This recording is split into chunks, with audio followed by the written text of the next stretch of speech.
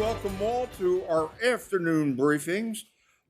Starting off today's agenda is Dominion Energy Offshore Winds. Welcome, Andrew. Good afternoon, Mayor, members of council. Today, I'm excited to introduce several presenters from Dominion for you today. Joshua Bennett is first. He earned his bachelor's degree in electrical engineering from the New Jersey Institute of Technology and his master's degree in business administration from Old Dominion. He joined Dominion in 2001, and he currently serves as Vice President of Offshore Wind and is responsible for the company's offshore wind project execution. He has previously served as Director for the Yorktown Power Station in 2007 and was named Director of Power Generation Station 3 at both the Chesterfield and Belmead Power Stations in 2014. In 2017, Joshua was named the Vice President of Technical Services for Dominion's Power Generation Group, where he was responsible for engineering, design, and control authority for the company's coal, gas, hydro, pumped storage, and renewable energy power generating units in 9 states. He assumed his current position in September 2020, and prior to joining Dominion, he spent 6 years as a nuclear electrician and operator on a submarine in the U.S. Navy, and later worked as an engineer at Westinghouse and IDAX Incorporated. John Larson graduated from the North Carolina State University with a bachelor's degree in chemical engineering. He joined Dominion in 1996 and is currently the Director of Public Policy and Economic Development. During his career at Dominion, he has held various leadership positions in business development, alternative energy technologies, and construction. He's well-versed in offshore wind through his experience in the development and early permitting activities for the Coastal Virginia Offshore Wind Pilot Project.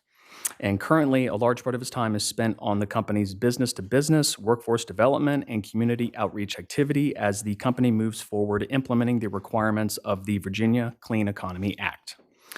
Tanya Bird earned her bachelor's degree in mechanical engineering from Howard University and later obtained a master's degree in business administration from the George Washington University in 2000, concentrating in management of science, technology, and innovation.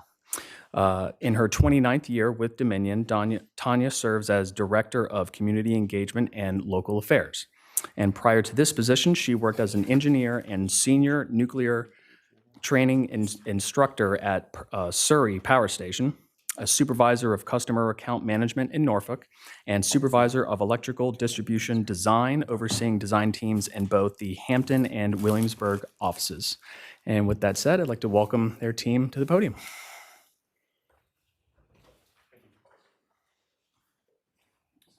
Welcome. Thank you, Mayor. Good afternoon, everyone. I'm Josh Bennett from the project construction team with my colleagues John Larson, Tanya Bird, and Paula Miller and Max Bartholomew. You may know him. We would first like to say we want to express our gratitude to the City Council, the stakeholders, the citizens, and in particular the city staff for the opportunity to present the Coastal Virginia Offshore Wind Project.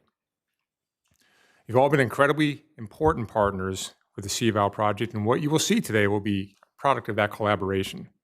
So I'm going to start you off with sort of a big picture on what the project is, where its status is, and then we'll funnel down to some of the details in that.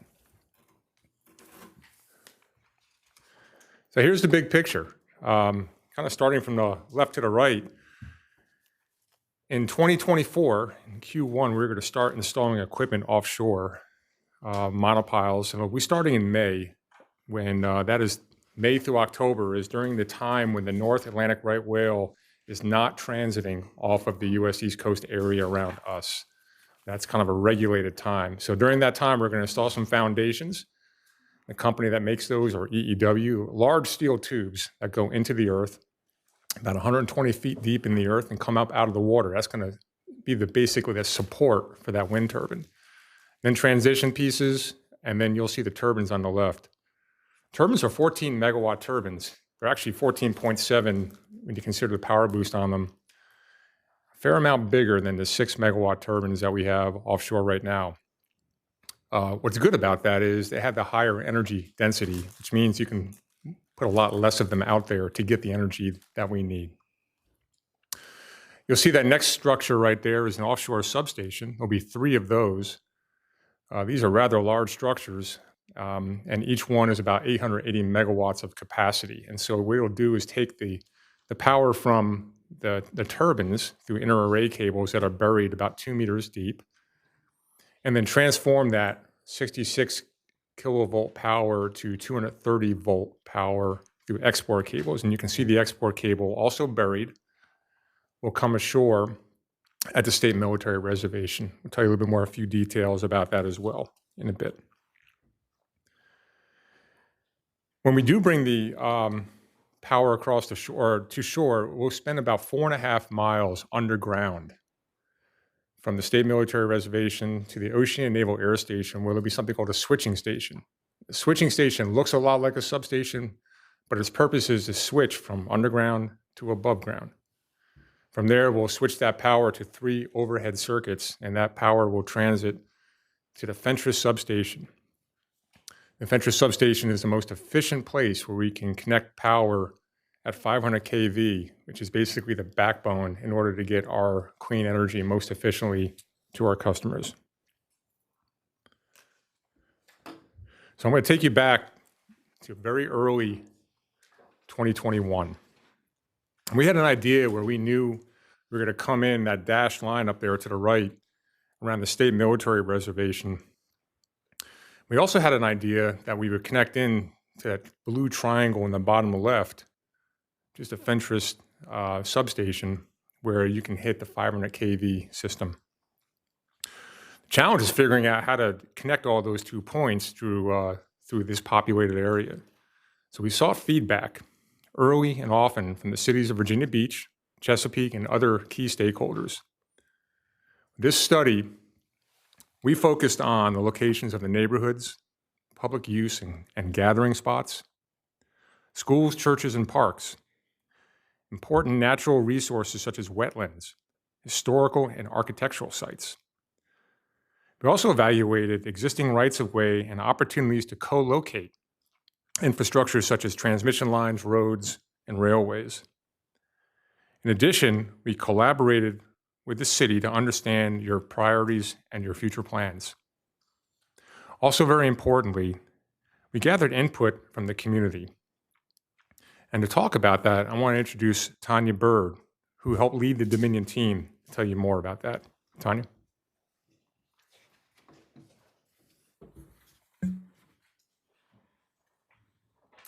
Welcome.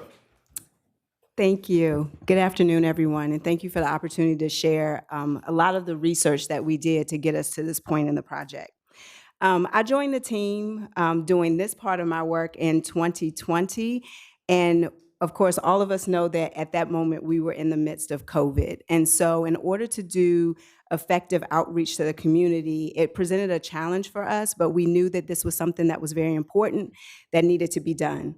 So a lot of our work with community outreach started virtually. We did virtual meetings with all sorts of organizations in the community. And those weren't community organizations that we selected personally. What we did initially was to commission a grassroots advisory council of individuals that had their foothold in the community here in Virginia Beach, Chesapeake, and beyond. And those local advisors expressed interest to us on what was important, who we needed to speak to. And so in that phase of COVID, we started out virtually, but as the restrictions lifted, we went on to have public meetings across this area. We had hundreds of outreach calls. Not only did we do online outreach, in-person outreach, we also set up an email address as well as a 1-800 number for anyone who was interested in contacting us. Our outreach went from civic leagues to homeowners associations, HOAs, local environmental groups. We even met at churches and schools. Some of those specific areas in Virginia Beach, we met with Lynn Haven River Now, Chesapeake Bay Foundation. We also worked with Virginia Beach's environmental studies program at the Brock Center, as well as meeting in individuals' garages where neighbors got together at the end of their cul-de-sacs to ask us questions about the offshore wind project. And as many people would like to think, as much as people would like to think Google knows everything, we understand that it does not.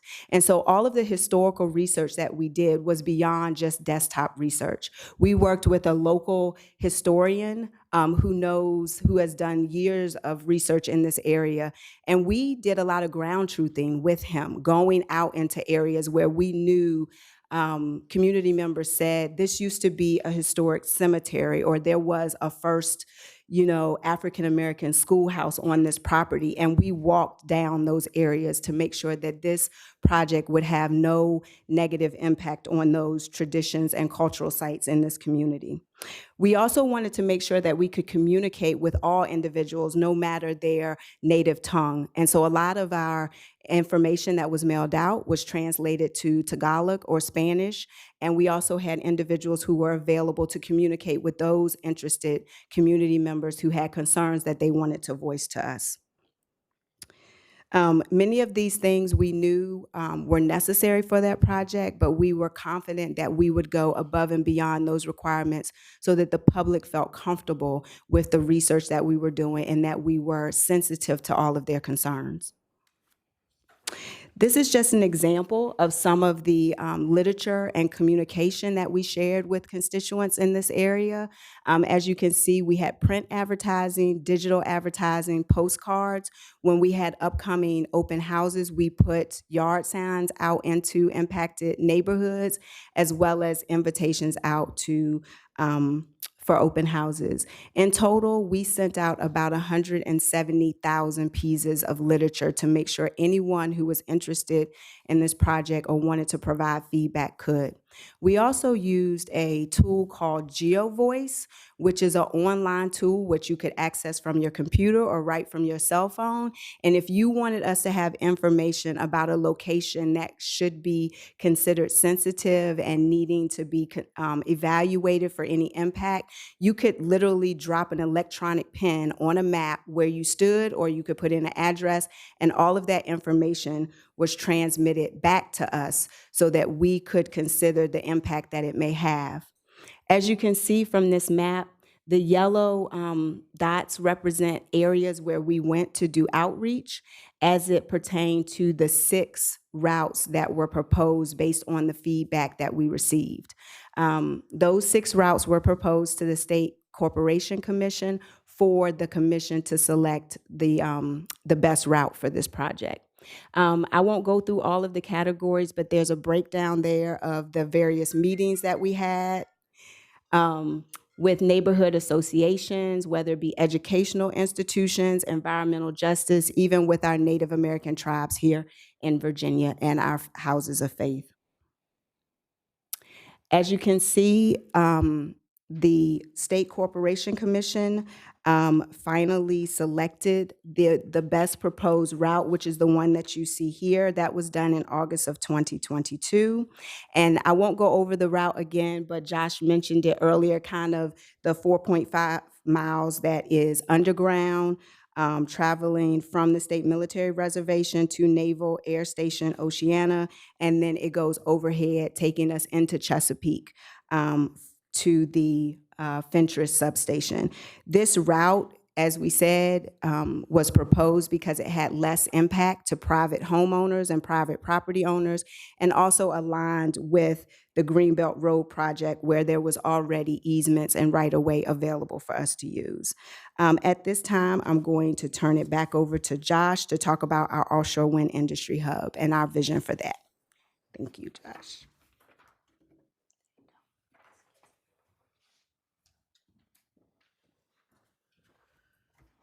Okay, let me take the opportunity to say just a few things before I talk about the hub. Most importantly, the project is on budget and on schedule. That budget's $9.8 billion, so it's a big project. The schedule is installation starting in 2024. Project should be completed at the end of 2026. Key to this project right here is the Portsmouth Marine Terminal, located at the bottom of this screen. And that is being refurbished right now to support this offshore wind project and future offshore wind projects. On the far right picture there's like a blue Dominion area and a green Siemens Gamesa renewable energy area. So we're going to coexist with our acreage and Siemens acreage to bring all the components in and basically marshal them there. So when something comes from overseas, these large monopiles or transition pieces or turbine components, they will be stored there temporarily, pre-assembled there with local labor, and then put back on the vessels to install it offshore when it comes time. In fact, that project is going to receive its first material in October of this year. So we're really on track for meeting our requirements. Also, in the big picture, just across the water from Portsmouth Marine Terminal, you'll see the Lambert's Point docks in Norfolk, not too far from Old Dominion University. In the top right picture, you can see the little orange square, which is 25 of the 500 acres in that area, is going to be where our Marine Coordination and Operations Center is going to be, which is basically where the heart of the CVAL operations, all that's going to happen right there. So we're going to start building that later on this year, and it'll be installed in time for the construction activities. Very, very excited about that. The Portsmouth Marine Terminal has a great opportunity for lots of jobs because it's not just this project offshore. This is one of 27 leases. We're 9% of the 30 gigawatts by 2030. So Hampton Roads has a tremendous opportunity to be a supplier for the offshore wind community up and down the U.S. East Coast. Very, very important opportunity. In the Lambert's Point area, that's where not just the operations team will be, but our wind turbine technicians will be housed. It's also where our service vessels will be berthed. So all our operations and coordination will come out of there. All this is going to create a lot of jobs. And the person to talk about the jobs is John Larson. So I'll turn that over to him.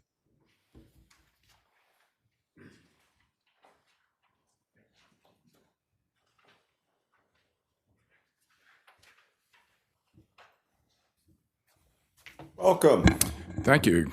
Thank you, Mayor. Good afternoon. You know, it's interesting when you think about jobs in the offshore wind industry. And when we began this effort, you know, it took a lot to really assess what those opportunities may be.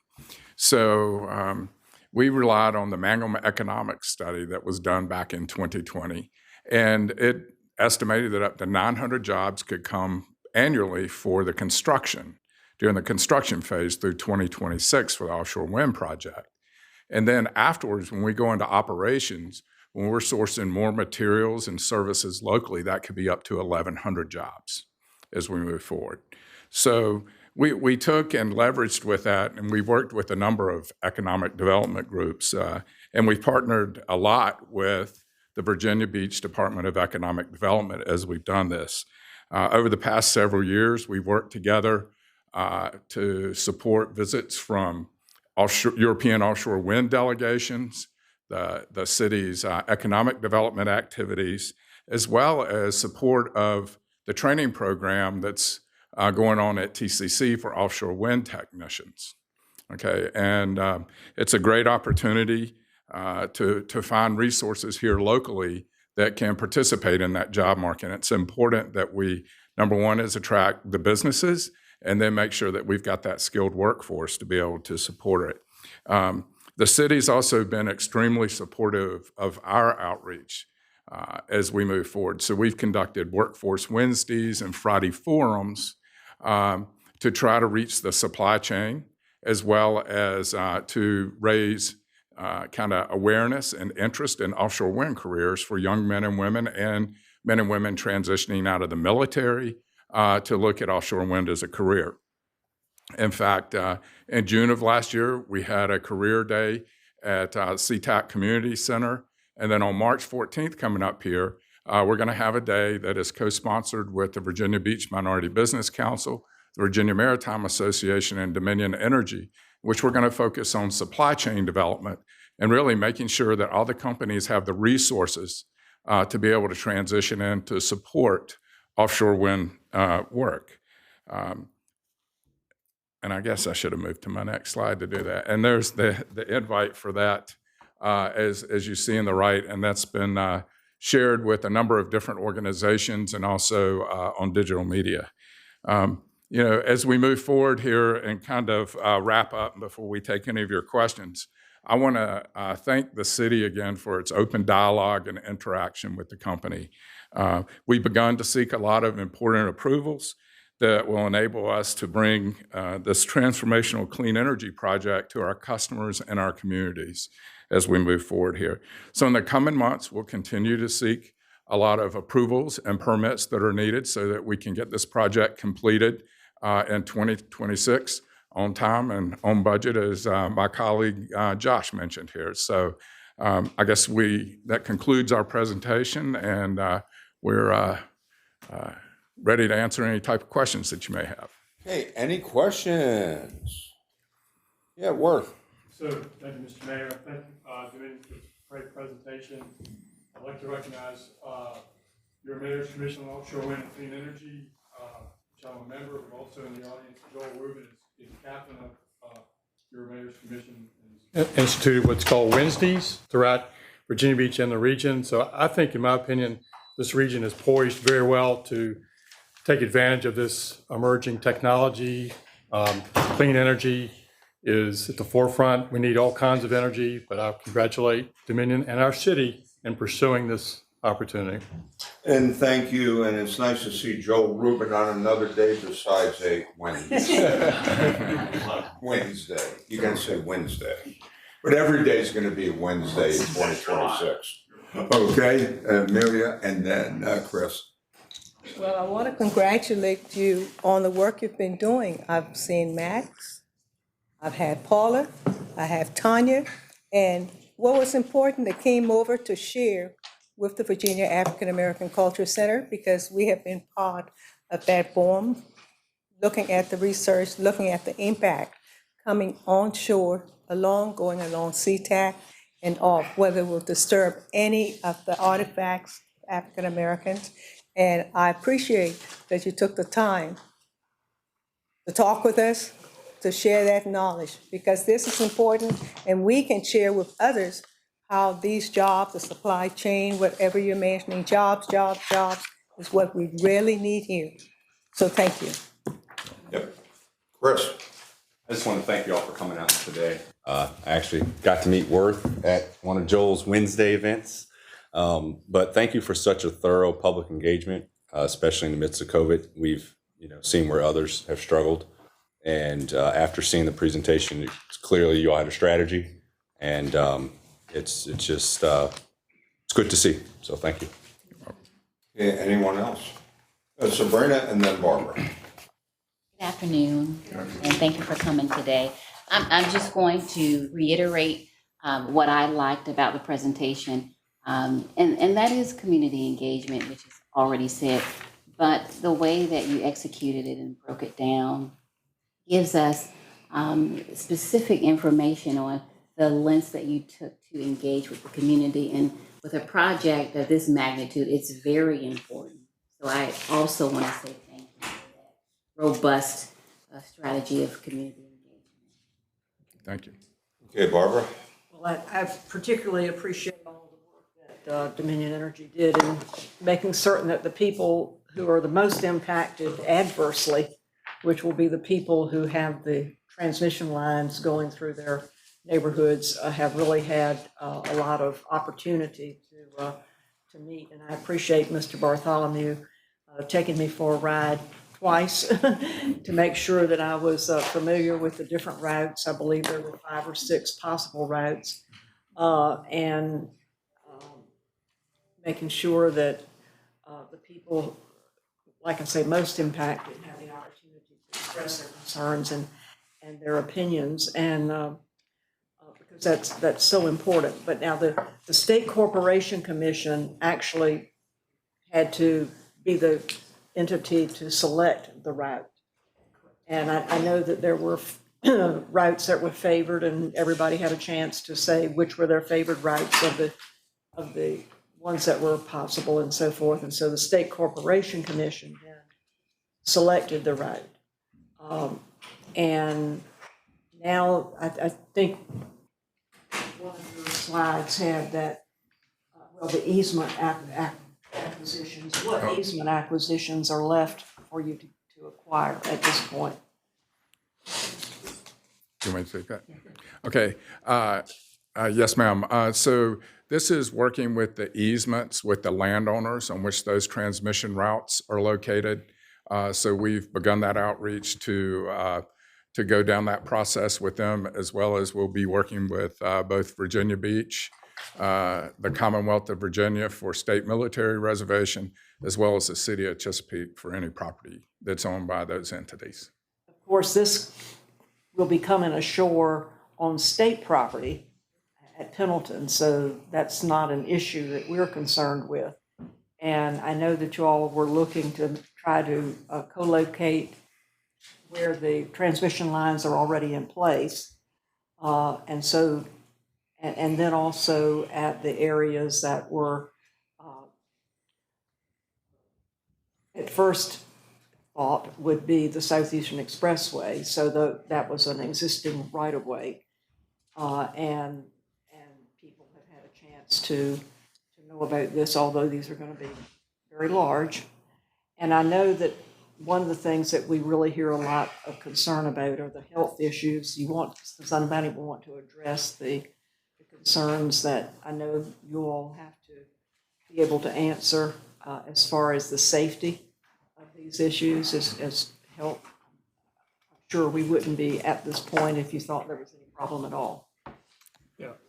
Yeah, I think let me take that question as our process. And our process is, when we design a route, we have standards that we have to meet or exceed and ensure the safety of the community, that make sure we have enough clearance, make sure we have enough distance, things that people don't want to be sitting there right underneath the transmission line and say, is this really safe or not? So those standards are being met or exceeded, just like they would for any other transmission circuit or any transmission network. Anywhere there was any kind of question with that, we have experts that are in the field or specialists in the field to ensure that we meet those requirements. So it's not just a matter of a paper exercise. It can be monitoring, right? Using actual equipment and sensors to measure magnetic or electromagnetic fields, for example, and say, this is the distance you need to be. So all those standards are either met or exceeded for this project. With substations, we have so much concern these days about security. That's Dominion Energy's responsibility, or does the city have any responsibility? That is our responsibility. Or responsibility? Yeah, and our substation, particularly Fentress, in fact, one of the colleagues that works on the project for us, who's doing a lot of the work on the onshore, one of his previous project was the hardening of the Fentress substation. And it is a wall of steel essentially there. And so you've heard in the news where there's been attacks in North Carolina. There were some recently in the Southwest Virginia, even before that. Our substations, and in our case at Harpers Road, the switching station, will be in very, very strong physical and cyber secure to ensure that there's no adverse effects from anybody attempting to make any kind of bad move towards that. And then we had to allow in our conditional use permit process for battery storage sites. This would be for excess energy and so forth. Can you just address a little bit about where they came in from? I don't know if I have any battery storage. So I know that there are some third-party projects that have been proposed with regards to battery storage facilities. And they could take excess energy, whether it was from CVAL or any solar facilities, and store that energy when it was at a non-peak time to be able to deliver back in. I'm not sure of all the locations of those facilities, but I know that there are a number that have been proposed around the Commonwealth. I believe there's a certain number that have to be available from third parties. 2,700 megawatts to be deployed by 2035 across the Commonwealth. Yes, ma'am. There's an awful lot for somebody who doesn't know a thing in the world to learn. But I really appreciate the patience that all of you've had and the patience that I'm sure you're going to need to get through the next 2 years of construction. There's one more thing that Walter Camp will not ever forgive me for if I don't ask. Is there any possibility of using the right-of-way for a trail? I mean, where we have the facilities that are already in place and so forth.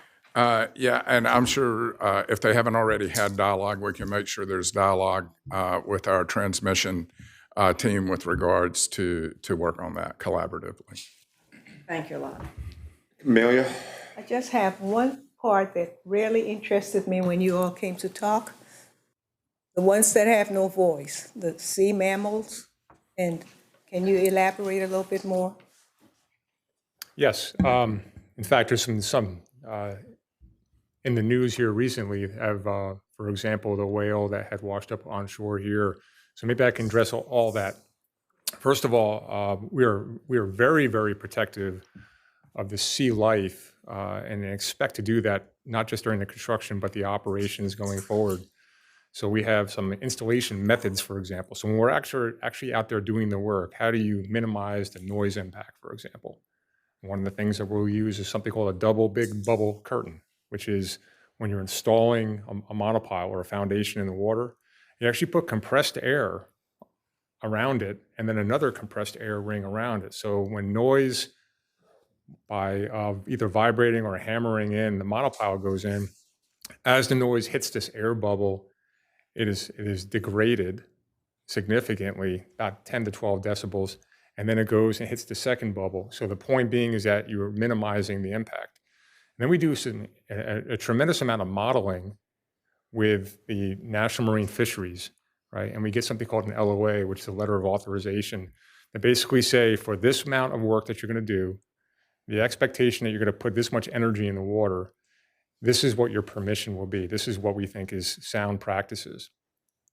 Every vessel will have something called a PSO, a Protected Species Observer, on it. So you can imagine that when there's a vessel out there, there'll be a guard vessel with someone who's got binoculars, for example, and they're looking for sea life. And if they see sea life out there, they see a whale brooch or they see a sea turtle, you stop the work. We stop the work until that sea life passes by. We had another tool we use, passive acoustic monitoring. And for the Navy people in there, it's sonar. And so you're actually listening to the various whale calls or any other sea life calls, determining their bearing and distance and saying, okay, that might be a threat to the area while we're doing work, stop the work. Or we won't do any work at particular during the night if we can't see what we're looking for. Moreover, there's new technologies using drones, for example, that you can see sea life far away and you're patrolling an area and then report back and say, we see something coming, now we can avoid it. So there's a lot of different tools that we intend to employ. And the thing that we have learned is we didn't make any of this stuff up. We are not the origin of this. They've been doing offshore wind for about 30 years in Europe. So call this stealing with pride. It's all the lessons learned that they have installing offshore wind around the world. You know, we've partnered with some really, really good firms here to support us with this, and they're bringing a lot of these ideas to us. Combine that with the stakeholders like the Coast Guard and the Navy that we deal with, and the I'll say the environmental stakeholders, and I think we're going to have a very, very protective process to make sure that we are very respectful and careful offshore and onshore of all the work that we will do. Thank you. Okay, Chris? Without taking too deep of it, Sorry. with the resources and the tools you just mentioned, have you found them to be successful? Have there been instances where, they didn't work, or, examples of sea life? Because the two whales, I believe there's in your district, Josh, in my district, so on the Chesapeake Bay, there is a lot of concern for citizens. Sure, that's a great question. And for example, we have survey vessels that are going out and doing UXO right now, which is unexploded ordnance, and we're actually looking for whatever's in the cable corridor to make sure that we don't have anything out there that is a 500-pound bomb, or somebody put something off from dam neck in training, or is it just someone dumped fishing gear 50 years ago, and what is that magnetic contact? And we have to a process for finding that. And so those vessels out there have these PSOs on them, and these PSOs will actually spot, record, and actually bring that information back and report that to the Bureau of Ocean Energy Management. And I'll even add this to it. On the pilot turbines, we have avian bat and monitoring. So we actually have detected all the different types of birds that are out there. And we have a process for laser-guided cameras to actually see and take pictures of, and also an artificial intelligence program that actually determines what the bird call or the bat call is, so we can identify what it is. We put that report to BOEM every month with the entire process. Not one bird strike has occurred in 2.5 years offshore.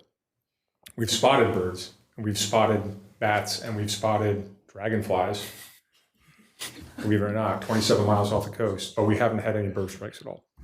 Thank you. Boy, talking about doing homework. Anybody else? Yeah, let me just say, once again, I think, the council is delighted to hear your report. And I think what's exciting is that our city, our region, is on the on-deck circle for positive transformation and growth like we've never had before. When you think about what you're doing, what you're thinking about bringing in the cables and the broadband, and, we're going to bring some high-tech people down here. But the other thing is, we're going to create jobs for a lot of folks. There's an interest by members on this council for technical training in schools. And, once again, it's going to be incumbent on us to go forward and, to train the people that are going to be maintaining, working on the things and everything. And once again, you're going to create a plethora of jobs for this region that are good paying jobs. I think we've already got the establishment with Tidewater Community to, get going, to prepare the workforce, for what we're doing. So once again, I think we're at a very exciting time right now. And tell you what, we're going to look and embrace the future. And if I could ask as a point of, personal thing, did I understand you got to graduate from the New Jersey Institute of Technology up there? Yes, sir. Okay. Back in the day, I went to a school called Rutgers Newark, which Right was across the right street. across the street from you. And it was known as the Newark College of Engineering back then. And I graduated from the Newark College of Engineering at NJIT, so good. There we go. It's nice to have somebody from the old hometown. Yes, sir. Hey, thank you very much. Really appreciate it. Thank you. You got it.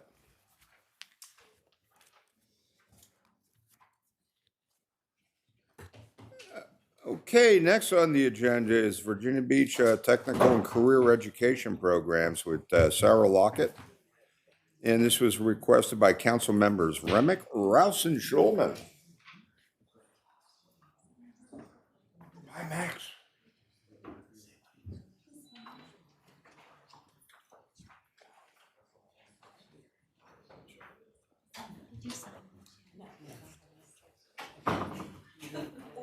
One is for today, the other one.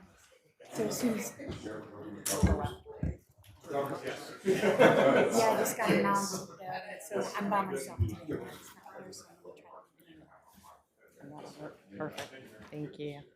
Yeah, I think I'm good. That's a good question. Okay, welcome. Yeah, sure does. Thank you. Good afternoon, Mayor Dyer and members of City Council. My name is Dr. Sarah Lockett, and I am the Director of Technical and Career Education with Virginia Beach City Public Schools. And I'm excited to be here today to give you all an overview of exactly what the schools are doing for career and technical education across the city. So I'm sure many of you have seen the social media popular memes today lamenting the loss of time-honored vocational courses. Where did shop class go? Is there still home economics? Where's VOTEC? And I'd just like to start off by assuring you that all of those career and technical electives that you have in your memory are still alive and well and thriving across our division. The names have changed in a lot of cases, and the technology has been updated. I think you just heard in the last presentation that there is a great need for our young people to learn about these new technologies and join our business community as they leave our schools. The request for this presentation was to focus on our CTE centers. However, I think it's important to look at the big picture where career and technical education is happening in our schools before we focus on the centers. Virginia Beach's Fall 2022 Secondary Enrollment Demographic Report for Career and Technical Education submitted to the state showed that our schools have students scheduled to fill 33,392 seats in career and technical education elective classes this school year. This number is about 900 seats higher than it was pre-pandemic in the fall of 2019. So the question is, where do we find those seats? About 1,200 of them are in intensive half-day programs at our CTE centers. Over 18,000 are in our high school buildings, and about 14,000 are in our middle schools. Our elementary learners are not included in the enrollment count. However, professional school counselors and dedicated elementary school teams diligently cultivate career awareness with our youngest students. Virginia Beach elementary students are able to participate in career fairs, a STEM day at Naval Air Station Oceana during the air show, as well as touring our CTE centers and programs at our secondary schools. So I'm going to take you through it, just a quick overview at each level, just so you know what is where.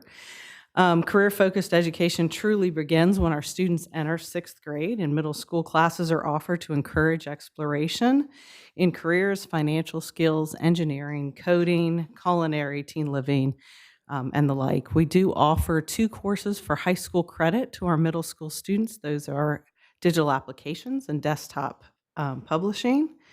And this is when students really start to think about the paths that they're going to take when they go to high school. Once our students enter high school, they have many options for career and technical electives. We are fortunate to be the home to not 1, but 2 prestigious CTE centers.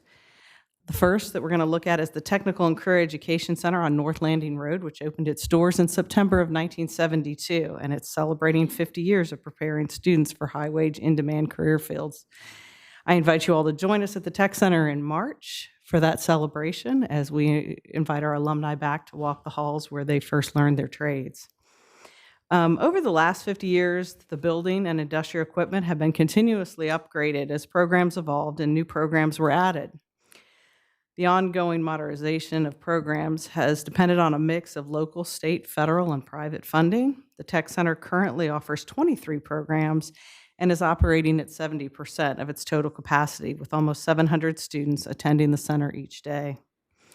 To demonstrate the evolution of career programs, I can share that the newest program at the Tech Center is the Pharmacy Technician Program, and that was added in 2019. Our team is continuously working with members of the community to identify industry needs. To that end, in August 2024, the Tech Center will open a second welding lab to double the number of students being prepared for maritime and defense manufacturing jobs. This new space will bring the latest technologies to our students. Our welding program is one of 2 that is dual enrolled at the center with Tidewater Community College. Both our welding students and our early childhood education students are in programs that lead to a career study certificate from Tidewater.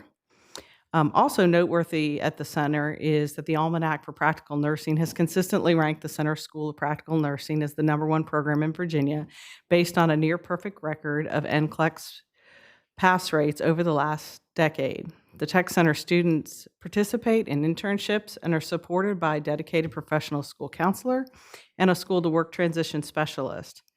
The Tech Center is also home to a vocational evaluation program, which allows students to come to the center on a referral basis before applying to try tasks for different programs to be evaluated for their aptitude and their interest in those programs. The second CTE center is the Advanced Technology Center located on the TCC campus in Virginia Beach. The center is known as the ATC and is a shared space that was built and continues to be maintained by a partnership between Tidewater Community College, the schools, and the city. The center is home to 489 students who take classes from a mix of Virginia Beach and TCC faculty. Like the Tech Center, the ATC promotes programs continuously evolve based on new technologies and local workforce demand. Updates and new programs at the ATC are funded just like the Tech Center by that mix of local, state, federal, and private money. The most recent example, which will connect back to the presentation you heard right before mine, is a $500,000 ACT grant from the Bayport Credit Union Foundation, Huntington Ingalls, and Ferguson Cares, awarded to the Virginia Beach Education Foundation in December of 2022 to support the opening of the ATC's newest program, Renewable Energies Technologies. This program will look at both solar and offshore wind in our region. slated to open in August of this year.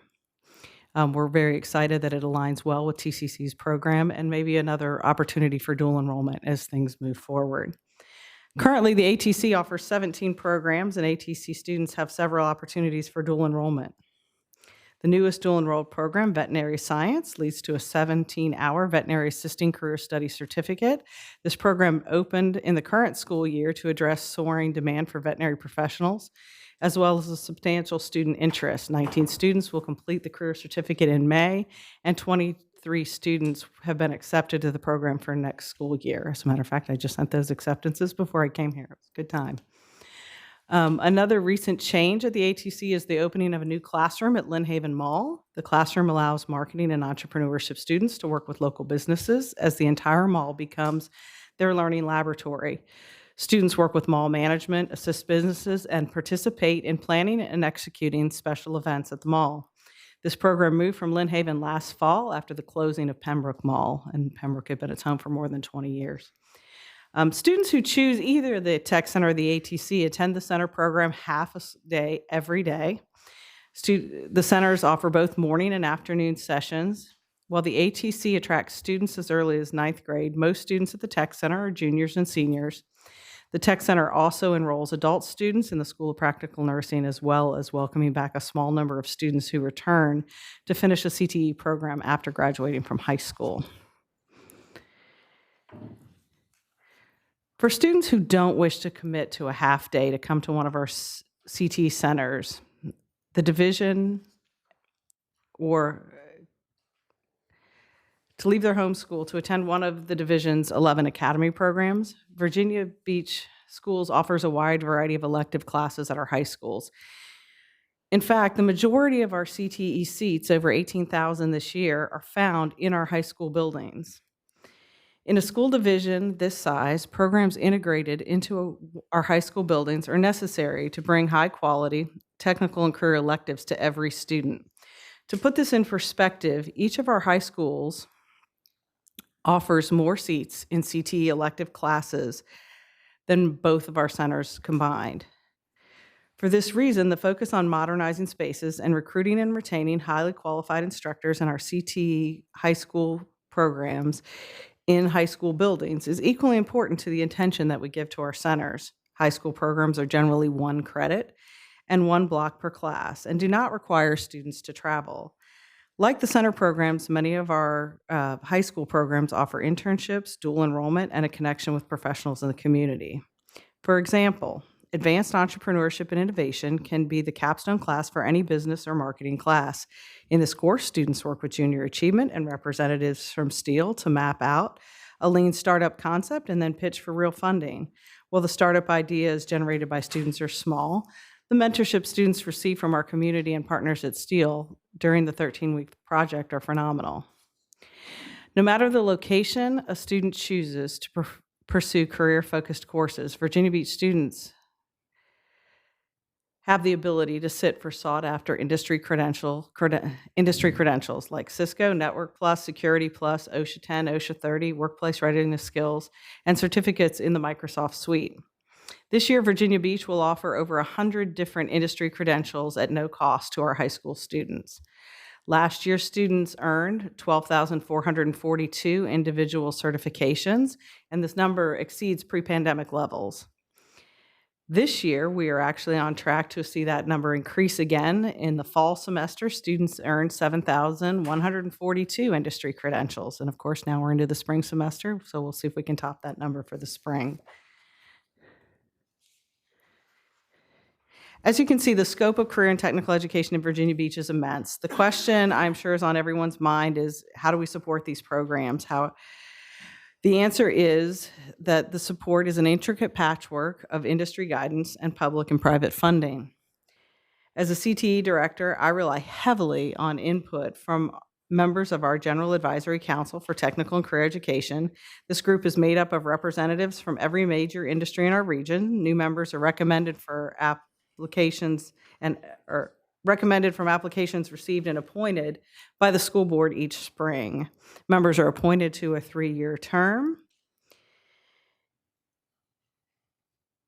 And we have committed to maintaining uninterrupted representation from higher education, the Hampton Roads Workforce Council, and economic development here with the City of Virginia Beach. Members of our GAC meet 4 times per year to review initiatives and conduct data-driven comprehensive local needs assessment.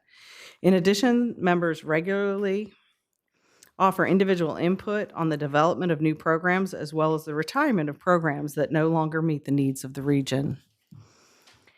Virginia Beach's CTE programs are also supported well by higher education. Earlier this month, 162 students enrolled in our Virginia Teachers for Tomorrow program spent a day at Virginia Wesleyan University to meet education students and faculty and to learn more about the school's Virginia Beach Tuition Promise. This initiative promises to cover the difference between available scholarships and grants and the cost of tuition for Virginia Beach students who enroll in the university to study education with the intent to return to Virginia Beach to teach after graduation. This offer of free tuition for our future teachers is unprecedented and a game changer for Virginia Beach families. Also this month, the aerospace students at Lansdowne High School will enroll free of charge at Tidewater Community College to complete an FAA ground school and obtain their FAA Part 107 drone pilot's license. 2 technology education faculty will join the students and learn side by side. This after-school class was developed with input from the Virginia Space Grant Consortium. I could spend hours detailing the ways in which our programs are supported by local industry. Companies dedicate time, host visits, offer internships, and donate equipment to ensure that our students have real-world experiences. I'm grateful for each contact that makes our programs richer. In addition to the programs we have just reviewed, our students are blessed to have many opportunities to explore their career interests while meeting academic graduation requirements. These opportunities come in the form of 3 advanced academic programs, the Math and Science Academy at Ocean Lakes High School, the International Baccalaureate Program at Princess Anne High School, and the Governor STEM Academy at Lansdowne. 5 academy theme-based programs, Health Science Academy at Bayside, Legal Studies Academy at First Colonial, Entrepreneurship and Business at Kempsville, Visual and Performing Arts at Salem, and a World Languages Academy at Tallwood, a public charter school at Green Run Collegiate, and a Treatable Dream Academy at First Colonial, and an environmental studies program at the Brock Center. Each year, these programs house approximately 3,500 of our 21,000 high school students. If you combine these numbers, what is offered through our CTE centers, we are providing specialized programming to well over 5,000 students each year. That concludes my presentation, and I'm happy to answer any questions you have specifically about programs. Stuff. Any you. questions? Yes. Thank you for coming. Thank you for that presentation. So how do students get on track to get into the career technical side of your program? And how early does it begin? So if they're starting in 6th and 8th grade, what's the process to determine way they're going to go? So we start with school counselors in elementary school. Kids really have to start thinking about this as early as 5th grade, 4th or 5th grade. And I'll give you an example. We do and some of you may have come to this before, but every spring we do an event called the STEM Trifecta, which is robotics and cybersecurity and those sort of things. And we include our younger students, our elementary school students in that event because it helps build awareness. And initially, when that started about 14 years ago, we thought about we're not getting enough girls into engineering at high school. We're not getting students in certain neighborhoods to take engineering electives or cybersecurity because they had not had the chance to be exposed to those topics. So that's an after-school club that goes along with our youngest students. With working with their counselors. That club continues in middle school and in high school because we find if we can get students interested early and give them ways to keep their interest. And we did see the number of girls enrolled in our engineering exploratory electives in middle school increase over that time, over that decade. In middle school, we start to see something that we call advisories, where students take career interest inventories. And are able to really start having those deeper conversations in small groups, and advisory happens, the whole school will stop and have advisory at the same time. And students are able to take shorter 9-week electives to go, okay, I think I'm interested in this. Do I like the types of activities I do here? Is this a good fit for me? Students can take a career skills class in middle school. So they start having those conversations because 8th grade is where they really go, am I going to apply to an academy? Possibly I'm looking at a CTE center, or, am I going to look at what's in high school? But we really depend on our professional school counselors. And advising students is more than just a counselor job. It's kind of all of our jobs. But I'll give you an example. Later this week, we have school counselors coming to the Advanced Technology Center for a counselor breakfast. We're going to feed them breakfast. They're going to walk around the center. They're going to see what goes on in the classroom.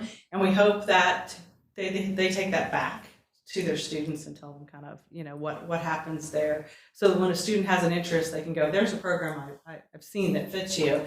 And that's an ongoing piece because, as you know, it's a big division. We have a lot of counselors. So that education is kind of never finished for educating adults so they can share that. And there are open house nights throughout. We a lot of times see kids that have come to a CT center open house. They came with older brothers and sisters, or they start coming years before they actually plan to apply. I hope that answers. Good. Any other questions? Okay, Barbara and then Josh. Do you have more applicants than you have positions for, or? It depends on the program. It's such a wide range of programs. In some places, I will say yes. I mentioned welding and the fact that we are going to undergo some construction at the tech center this year to add a second welding lab. In that case, yes, we have a lot more applicants for welding, and I may look at finding ways to expand that program even more because there's a lot of jobs in that maritime defense industry that they're just waiting for our students. You say that the North Landing facility is operating at 70%? It's 70%. And if you look at our first year, so programs at North Landing there are first year programs that come in the morning, second year programs in the afternoon. So if I look at that 70%, if I look at my first year programs, we're at about 89% this year for first year programs. And then that dips in my second year program. And that's a COVID effect. If you all think about the last couple of years, we kind of have a 2-year roll there. So this year's second year students were last year's first year students. When they were making their decision the year before, we were still in the midst of reopening schools. So I think my personal opinion on attributing that dip in second year classes that we saw last year and this year is it's really tough for a parent to decide, am I going to put a kid on a school bus as the world is uncertain, but now am I going to put them on 2 school buses and send them down to the tech center as well as a regular center? And also, if my student is interested in a trade and we're virtual, how are they going to learn welding hands-on? How are they going to learn brick masonry or plumbing or any of the other construction trades if we're not hands-on? So we did see a dip, but what we saw was a dip and a surge. So if we look, we will be probably around high 80s, 90% capacity next year. Do you still have night classes for adults? The adult learning goes on off of Witch Duck Road at the Renaissance Academy. There's an adult learning center that's in that Renaissance Academy building. And so that's where those adult classes, the only adults that are at the tech center are our nursing students. So what happens in the School of Practical Nursing is students can't enroll in the School of Practical Nursing until their senior year, and then they come back for 9 months post-grad. So when we look at first year nursing students, it's a mix of adults and kids in the same classroom, or seniors. They're almost adults, quasi-adults. And then when you come back, it's all postgraduate when you see our PN3 and PN2. North Landing used to have adult classes at night, but you don't do that. It does not. Yeah, they're all now at the Adult Learning Center, which is in that Renaissance Academy building off of Witch Duck. And you mentioned a tuition program for prospective teachers? Yes. And that's new, just recently unveiled from Virginia Wesleyan, and we're really excited about that. I know that's a game changer for families that are worried about the high cost of tuition and student loans. Well, it's not brand new. That's how I got through college. Well, so this particular is new. Yeah. Glad it's back. Thank you, Josh. Dr. Lockett, thank you so much for coming. Enjoyed the presentation very much. It's great to hear that there's such demand for CTE, and that it's also taken place in I guess remotely around the school division, not just in those 2 locations. You mentioned a little bit about outreach and working with guidance counselors, but I was also wondering where and how that also got filtered down to parents to help them. I guess a lot of people have this expectation that, the path is going to college, but in addition to the guidance counselors, getting parents a little bit more comfortable with the fact that their son or daughter can earn a great income with some hands-on trades. Can you speak to that a little bit? Yeah, I can, and it's always an uphill battle. We've gone through a few decades of college, and I'm excited to see the pendulum shift. We are so blessed in Virginia Beach to have so many businesses that will help pick up the cost of higher education. So it's really not college or career. A lot of times it's college and career, and let's have an employer that's going to help with the college. And one of the best examples I can think about is we had an internship opportunity with IMS Gear, one of our local manufacturing facilities. Then this is 2-3 years ago.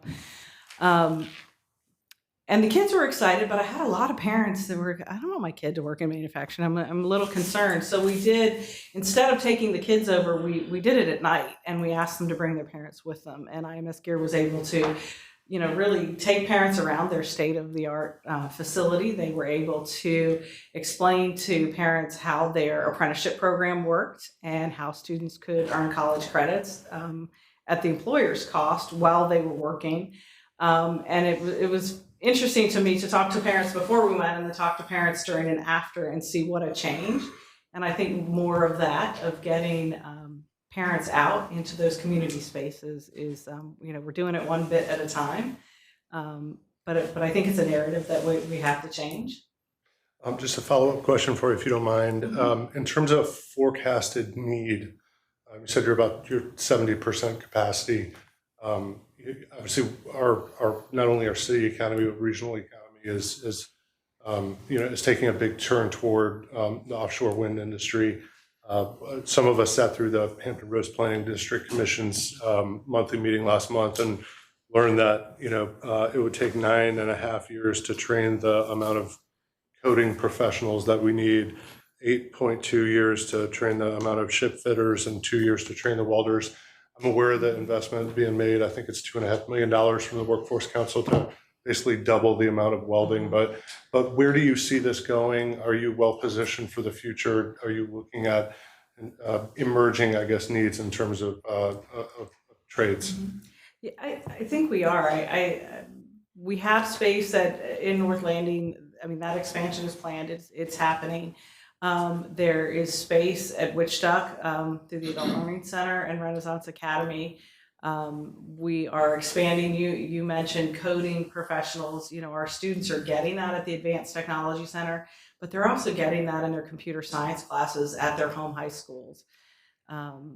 And I'll be honest, those computer science students are not included in these numbers because the state of Virginia codes those as math classes and not career and technical classes. So when you look at those numbers I gave you, didn't include any of those students. We are always looking for places to expand. And that was part of my intentional mention of Lynn Hayden Mall as a learning laboratory. I would love to see some things happen like student apprenticeship, registered youth apprenticeship happen in the hospitality industry. But we need a hotel to host it that works with the transportation routes. So we're always looking at those, and it's very kind of a patchwork of how things come about. And we just keep working with the community, and when we see the need, have those meetings to address, how can we move forward with this and meet what the need is. Thank you. Okay, Chris and then Jennifer. Dr. Lockett, thanks for coming today. Can you help us understand currently within the framework of our high schools, which have programs? I'm a graduate of First Colonial. I know they have the legal studies, and you mentioned a few, kind of rallied them all. Can you go through the list of? So you can find an academy program at all of our high schools except for Cox High School and Kellum High School. So if I just kind of go around the city of legal studies at First Colonial, Tallwood High School has global studies, math sciences at Ocean Lakes. Princess Anne has the International Baccalaureate program. If you go over to Salem, you'll find the Performing Arts Academy. Bayside has the Health Science. Of course, Kempsville has the Entrepreneurship and Business Academy. And Lansdowne has the Governor STEM Academy. But only Kempsville, Cox and Kellam are the only two that don't have an academy program in their building. And I appreciate the work you all are doing. I'm one of the Inc. mentors at the Entrepreneurship and Business Academy, and it's really a joy to work with those students. That's great. Appreciate it. And I'm sure you work very closely with the school system. Of those high schools, what the newest one would be, Ocean Lakes? Oh, you mean is the Of the ones you or make with the academy programs? The Entrepreneurship and Business Academy is the newest. Although I think Brock Center is a little newer, but that's not in a school. It's a it's a So center. how has your team and the Virginia Beach Public Schools worked together to incorporate these programs within the existing structures when and has there been kind of have there been any challenges with displacing students? Because we see some proposals coming forth to build new schools that are significantly larger than the schools that we have now, without kind of a clear direction of the vocational piece. And they appear to be working fairly well in the schools we have now. So can you kind of talk to that? They are. I mean, for me, the one I've been most intimately involved with was the Entrepreneurship and Business Academy at Kempsville. And I think what we had seen over time, and of course this has been a hot minute ago at this point, but we had seen enrollments at Kempsville declining, basically because students were being drawn to other opportunities. We are blessed with all the opportunities we have, but sometimes you start to see deficits. So when we started looking, more than 10 years ago, at a site for an entrepreneurship academy, Kempsville was a logical choice. It had deep ties to that Kempsville community. And we wrote the proposal for that to the school board. And it's interesting today, still the 3 original strands, although I have to give Megan Timlin, the coordinator over there, some kudos. She has taken, a little nugget of an idea that I had talking to business people locally and turned it into more than I could have ever imagined. And the partnerships there are huge. So that's been a game changer for Kempsville as far as building both the number of students in the school, opportunities for their community, as well as the whole city and kids from all over. And it also helped to level out our enrollment numbers. So, when we think about standing up a program, it's not a simple answer, and it's not one size fits all. We do try to be good stewards of the state, local, and federal monies that we get, and see, how we can serve the most people, within the confines of our reality. Okay, Jennifer? Is it in a similar lane as Councilman Taylor? You mentioned that the schools, the CTE, most of these students, they stay in their home schools for these sort of programs. And my question, because we're getting a lot of information about school infrastructure, and the school board is too. So what's the capacity like for these schools to house these kinds of programs and to host these students in the home schools? Like, how is that? What's your observation of that? So my personal observation on space is that it's always a premium, and there's always a push and pull over need for space for all kinds of different initiatives, whether it's to programs to beef up math and reading skills, or career and technical programs, or other elective programs.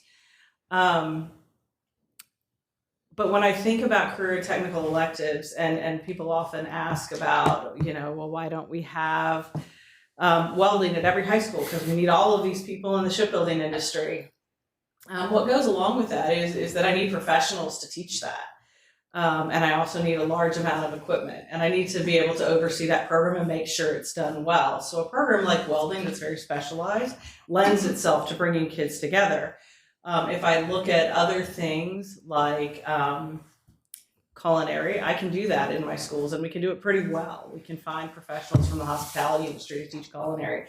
And I have, 80 seats in our culinary program at the tech center, 40 in the first year, and 39 of them are full. And if I need to offer culinary to more students, it makes sense to do that in the high schools, because we have the facilities to do that. So it's kind of a balance. And for me, when I look at how we spend our federal Carl Perkins money that we use to buy equipment for these programs, I really look at making sure that we serve all of those programs, so that we can make sure that students have as good an experience in a newer building like a Lansdowne or a Kellam that they do in an older building that's waiting to be replaced. So a lot of times the buildings may be older, but the equipment is going to be the same from program to program. So, for us, the focus is on modernizing equipment and making sure that we can retain the talented teachers that we need to keep those programs going. Okay, Chris, Sabrina, Rosemary. Do you have an idea of kind of the current, well, I guess previous year current budget allocation for VOTEC from the school system? What we're allocating? Are you talking about all of CTE or the technical center in general? Both.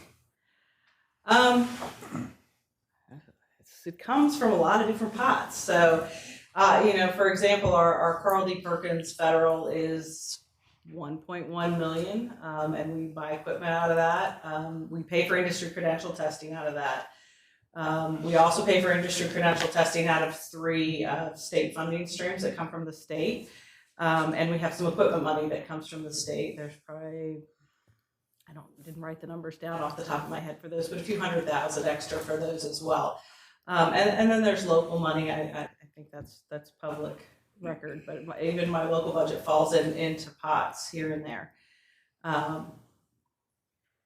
And we're doing pretty well with what we have. And then we add that where we need things. For example, the new program in renewable energy.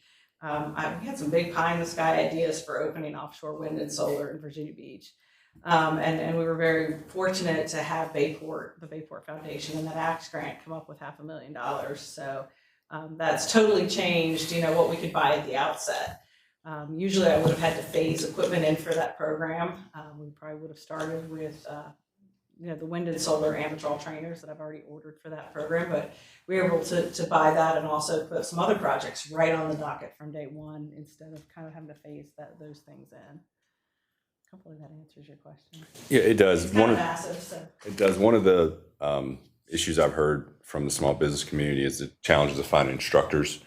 Do they want to, let's say a cosmetologist or someone that does braids and they can earn $95 an hour out of their house doing braids, and then they would come into our program and we can only pay them maybe $50,000 a year. Correct. Can you speak to some of those challenges if they're is that a real concern? It's definitely a concern. And I've used this analogy a lot, but I say sometimes finding a really good tech ed teacher is like finding a unicorn in the woods, because so often I have people who have engineering backgrounds, drawing backgrounds, skilled trades backgrounds who go, I just got an offer from XYZ company and it's twice what you all offered me, and I sat at the dinner table with my spouse. And, I love what I do and I love my kids, my school kids, but I love my family kids too. Teacher compensation is always on my mind. We do a lot to build our own.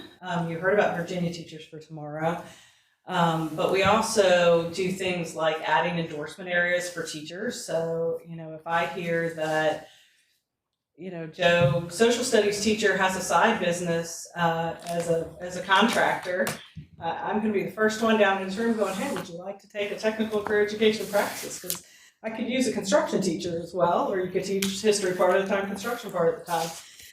We're working with the Workforce Council on a Department of Defense skill bridge program that is specifically targeting career technical folks who are leaving our Navy neighbors, where they can come and spend 90 to 120 days shadowing a teacher.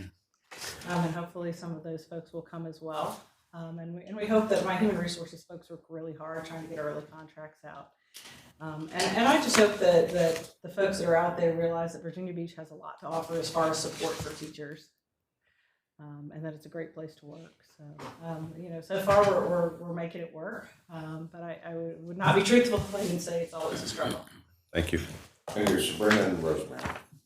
So I'm just so elated that you came out and you, in essence, brought our attention back to what we already offer in terms of career and technical education. We knew it was always there, but shining a spotlight on the programs that are available, it's just a good refresher for this community. And so I'd also like to thank my colleagues for also sponsoring this presentation. But I visited the ATC Center, and I was observing one of the coding classes and talking to some of the students. And for me, what really sticks out in that program is the college credit that they receive. Mhm. Can you talk a little bit about the benefits and what that looks like? So a high school senior could go into a college program as this costs more, or yeah. Could you talk a little bit? So one of the benefits of being housed on in my office is on the campus of the Tidewater Community College, Virginia Beach campus.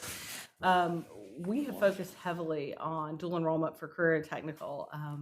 It's been something that I was working on even when I was a classroom teacher. We offer dual enrollment. We look at the tech center. It's welding and early childhood. Those are certificate programs where students earn multiple programs towards a career study certificate.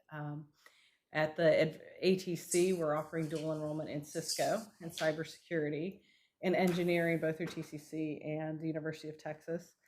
At our high schools, of course, you know, the Entrepreneurship and Business Academy students can earn an entire associate's degree from Tidewater before they graduate. A lot of times you'll have students that graduate from Tidewater in May and from a high school in June. We also have students, our Virginia Teachers for Tomorrow students are getting credit for their EDU 200. We have students from Bayside's Health Science Academy that are taking EMT classes for dual enrollment. When I think about the renewable energy course that will start in the fall, when I was designing that course, one of the things I did was I reached out to Tidewater Community College and talked to Dean Stout, who had done their program. And intentionally, that program aligns very well to Tidewater's, and that capitalizes on the industry partnerships that they already have, and positions us to offer dual enrollment there. It's such an advantage to families. Students pay a reduced rate, and I'm not sure if I'm right on the exact, because we've kind of been in free tuition for the last year, but the last I remember, I think tuition was $185 a credit hour in the community or somewhere around there a couple of years ago. And our students were paying $45 a credit hour for the same course. So veterinary assisting that just started in the fall, and we were really blessed that those students have all gone to school for free. But as we get back into paying tuition, those students will be paying, even on campus, that reduced $45 a credit hour while they're in high school. And I think, you know, there's value for kids who maybe are the first in their family to go to college to think about taking those classes. And sometimes career and technical classes are really not a stressful way to think about it. If I'm going to take a dual enrollment welding class, I already know I'm good at welding, so I think I'm going to take this for dual enrollment and start getting those credits. And kids really start thinking about padding their resumes and building portfolios of what they know. So it makes financial sense, but it also makes sense when we're talking about building families in our city. I think that's a phenomenal incentive and benefit. And I remember I have a friend, her daughter attended the medical academy. So a few years ago, when she graduated, she went to Howard. Now she's one of the youngest doctors. I think she's 23. Oh, wow. Doctor. And so I've seen it firsthand. And her mother, her family, we're so proud of her. It saved them a lot of money. Yeah. And, she was able to achieve such a rigorous title and career at such a young age. She's 23. And those community partnerships are huge. I have a member on our advisory council from EVMS, and we presented in October about internship opportunities, and this member of our advisory council went back to Eastern Virginia Medical School and said, hey, we need to offer an internship for these Virginia Beach High School students. And she was looking particularly at the Tech Center's Medical Office Association class. We're excited to say, as of our last meeting, she came back and announced that EVMS is going to do 2 paid internships for our high school kids. So, you know, it's funny, it doesn't come in a huge flow, but little by little, there's more and more. And if we stay focused on the career fields that are needed in the city and in the region, you know, it really gets going. Thank you, Rosemary. Dr. Lockett. I'm so happy to finally get to meet you because I've heard such wonderful things about you, and people in the community really, really appreciate you and what you're doing. It's amazing the broad depth of knowledge you have to have in all these different fields. I mean, I can't see that many people who could actually have those accomplishments. And I know that, of course, I was in the school board years ago, and Dr. Konopnicki, which I heard he's still around. He is. He's and doing well. Miss him greatly. Yes, he's a great guy. I think this is a really exciting time, though, to be in this field, because I think we've been hearing an outpouring from different sections of the community of we want more. And you've got wonderful things, and you're doing great things with what you have and with the opportunities that you have. But I think the community wants more, and more opportunities for kids to be able to graduate and have a skill and go get a job. That college is not for everybody, and you can still go to college too, but you can still have a good livelihood with some of these different programs. I have been out to the Votech Center, and the principal there is amazing. He loves those kids, and you can tell that it's very mutual, and the instructors are wonderful, and it's incredible, the materials and the equipment and all that you have available. I think you've got some challenges, though, that it's the building is dated, and it's really far out, so that when people leave their home school, it's quite a distance to go there and come back and all of that. So I think that's a challenge. And then I think another challenge is we've got to get kids and parents excited about these opportunities in the 4th and 5th, 6th grades, so that, they can understand that, wow, there's a lot of opportunity. I mean, how many of us know some plumbers that make more money than the rest of us? Yes. All of us. And, and that's. Mayors. Yeah, exactly. So that they're really, and this welders, and I understand, because Josh was so nice to send me, I think there's a big grant from the Workforce Council for welders that's coming up. So we're gonna have to make room, I guess, to find some more welding. Yep. Was it $2.5 million? We're going to expand and build a second welding lab and classroom. It is where we previously had 2 auto body labs, and we've condensed that down to 1, and we'll be moving welding into and rebuilding into that second lab. So there's construction that is in the planning phase right now, and we'll be opening in August of 24 to open that second welding lab with some of that newer technology. And it's amazing to me how quickly the technology changes. And it's not so much the shell of the building, but it's the what's inside it. Even I think we have this really cool looking robotic arm over at the ATC. And when I walk through with leadership from Steel, they go, oh, well, we're doing collaborative robotics now.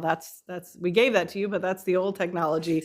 So now you need to give us the new technology so that we can teach kids how to use it so they can come to work for you. And Chris brought up some really excellent points about instructors, and the challenge, because you're having to pay them on the teacher scales, and they can make a lot more money by just doing the job somewhere else. And I think we've got to see if we can find a way to change that, so that it's like we've had to pay more IT people and engineers more than what we've done in the past. And I know the schools have had to do some things like that as well, depending on the scarcity and the job descriptions of to be able to actually get these people in. So I think it's a challenge that we really need to wrap our arms around and see how we can overcome it, because we need good instructors for these kids. And that's also going to give that word of mouth of, wow, I had this great instructor, and they talk about it, and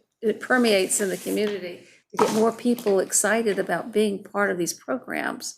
So I think it's an exciting time, and it's great that this council is very excited about it. And I understand you've got a lot of excitement on the school board level too. And so you're in a great spot to be. We are. It's fun to build new things every year. Yeah, and see the kids come, and that's the big thing is you have to build things, and then make sure that the students and parents are aware of the opportunity and make sure that it's the opportunity that will, entice them to come and join the learning. But I think that, challenges are challenges, and we're able to meet them and rise above them, and then we're all in a better place. So thank you so much for being here.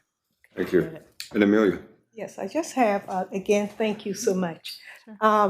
Over at the Renaissance, you mentioned how they have now the adults.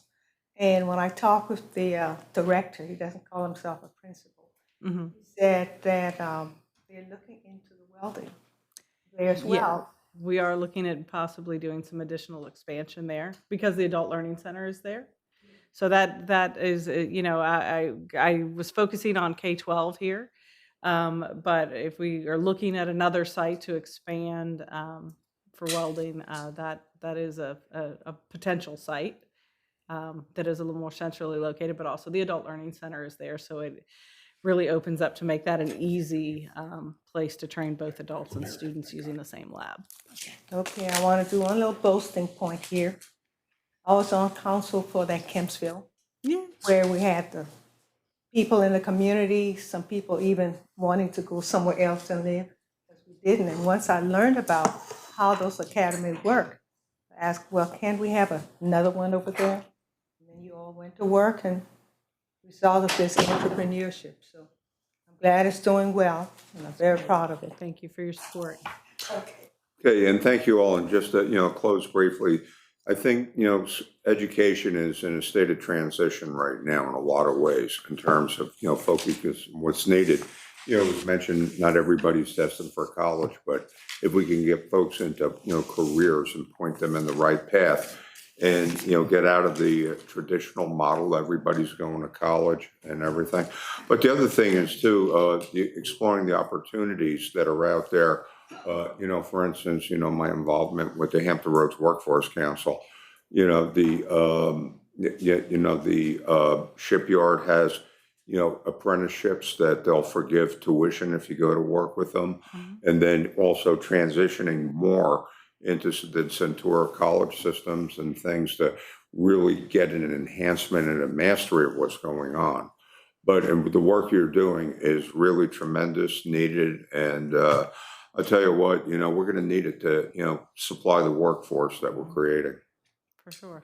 Okay, thank you very much. Most appreciated. Thank you.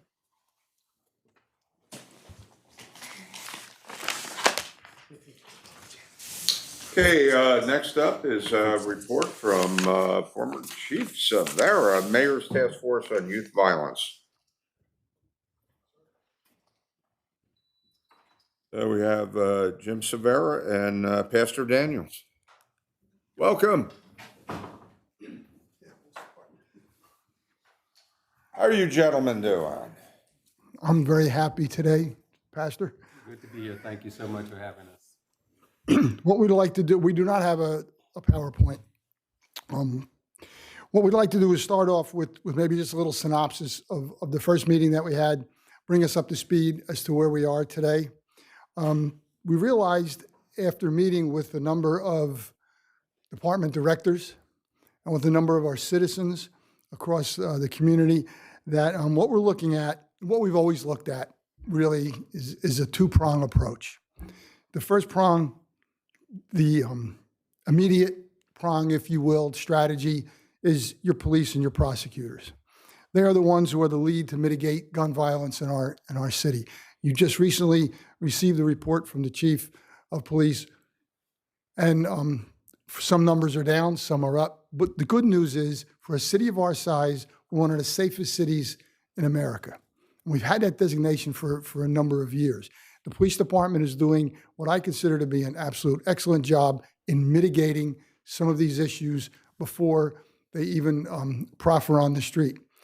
If I may, and I'm a little biased, yes, someone is going to say this, the police department is excellently led, they're excellently equipped, and they have some of the best strategies in the country, and I can say that because I've been around the country in my new Chapter 2, doing an amount of education. Our police department is really way ahead of the curve. The second strategy is long-term. Every report that we've ever written, everything that we've ever looked at, talks about social systems approach to mitigating young people from getting involved in antisocial behavior and then violent behavior to get them into the right direction. If I may, you just saw an absolute fantastic program on what our schools are doing. We have a number of excellent programs what our city departments are doing. You know, we're way ahead of the curve. We have 7 full-time recreation centers, 7. We also have recreation centers on all of our military bases. So our young folks have places to go if they can get there. Recently, you've heard the presentation, and I believe is going to be accepted for the Park After Dark program. This is something that is very new to the city of Virginia Beach, but you've always accepted new programs to see if we could reach our citizens in a different way. This program is but one step in that long-term solution to mitigate our young people from getting involved in antisocial behavior. You've heard the presentations. We are 100%, Pastor Daniels and I and the committee are 100% in favor of Park After Dark. We did have a series of listening sessions from our community. Pastor? Thank you, and thank you all for giving us an opportunity to come and present to you. One of the things that we realize is this, is that if you want to reduce youth violence, then the best place to go for answers are the young people that themselves have, for reasons that we don't always understand, been driven to commit violent acts. So one of the first things we did was to go into the jail and talk to young individuals who had been convicted of violent acts to get their take on what things were like, what may have contributed to them making the decisions that they made, so we could get firsthand knowledge of how they felt the problems were. We also talked to individuals that had recently been released from incarceration with an understanding that, they are the ones best to tell us why they did what they did. And so we asked them a series of 8 questions, and those questions dealt with how they felt, what things they felt could have contributed to them taking those violent actions, and what things could have been done to mitigate circumstances and things of that nature, how they view society as a whole, how they view the police and the court system, school systems, things of that nature. In response to that, there were 4 basic areas that they seemed to highlight that in their minds were problematic. The first thing that they talked about was that it appeared to them, and many of these young men admittedly would say that, they were low achievers in school, not necessarily because they desired to be, but because circumstances took them to that place. And what some of them said, matter of fact, all of them said this one simple thing, was that if you are labeled somehow as having a learning disability, then if you're labeled at an early age, what happens then is that the children that are around you tend to what we would call bully you, because they don't necessarily view you as being where they are. And what they said was when they got bullied, that kind of made them feel that the way for them to prevent that was to retaliate. And so when they retaliated, that made them be in a position where they were thought to be bullies themselves. Because they were thought to be bullies, they had a difficult time assimilating with the kids that were higher achievers. And so what they did was they began to associate themselves with other kids that were older than them that also were not what we would call high achievers. And so that presented a cycle of things that caused them to be on a downward spiral. So from that point, what they were saying was that the mentors then that they had, those that they looked up to, were those that had been where they were, but also those that were not making good decisions in how to get out of where they were. The second thing they talked about is that, from their perspective, that when those who are tasked for their safety see them, they don't see them as human beings. They said that basically when they see us, they don't, quote, they don't see us, is what I was told when we interviewed them. And I can appreciate what they were trying to tell us, is that one of the gentlemen said they see us as a problem, not as a part of the community. And so because we're seeing these problems, we tend to live up to that expectation. The other thing they talked about was the condition of their home life. And all of them indicated that for different reasons, but all of them said this simple concept that if their home lives had been better, if people could have understood where they were at home, it would have helped them in other areas. For example, one man indicated that he was in foster care, but in foster care he had been abused. One individual said his parent was addicted to drugs, and because of her addiction, she wasn't there to give him what he considered to be proper supervision. So he became more of the parent than she was. And so because of that, that led to behaviors that kind of was the result of the things they dealt with at home. So they said when they got to school, and all of them said the same thing on this part, when they got to school, that no one really considered the problems they faced at home. What they basically looked at was the problems that they were involved in at school, rather than see, well, what caused them to be that way. They just saw the problem and they punished them based on that. And so they said those were the kind of things that left them somewhat bitter. And in becoming bitter, they chose to become on the outside of what was proper as far as their behavior goes, because that gave them some people that they could kind of feel like they were family, that would accept them the way they were. We also talked to various communities in the city. We asked them a series of 6 questions that kind of dealt with the same things. What can we do? What do you think the problems are, and how can we kind of mitigate those things? And their answers tended to congregate around 2 specific areas. One was some of the parents felt that when their children or the lower achievers, I should say, when they were faced with issues in the school that with behavioral problems or things of that nature, that the root cause of the behaviors didn't seem to matter as much as the behavior itself. And that not only left the parent bitter, but of course it left the child bitter. And so if a parent is bitter because they're feeling that they're not being listened to, and that kind of rubs off on the child, which puts a chip on the child's shoulder, which kind of exacerbates the situation and makes them feel like, they need to strike out as well.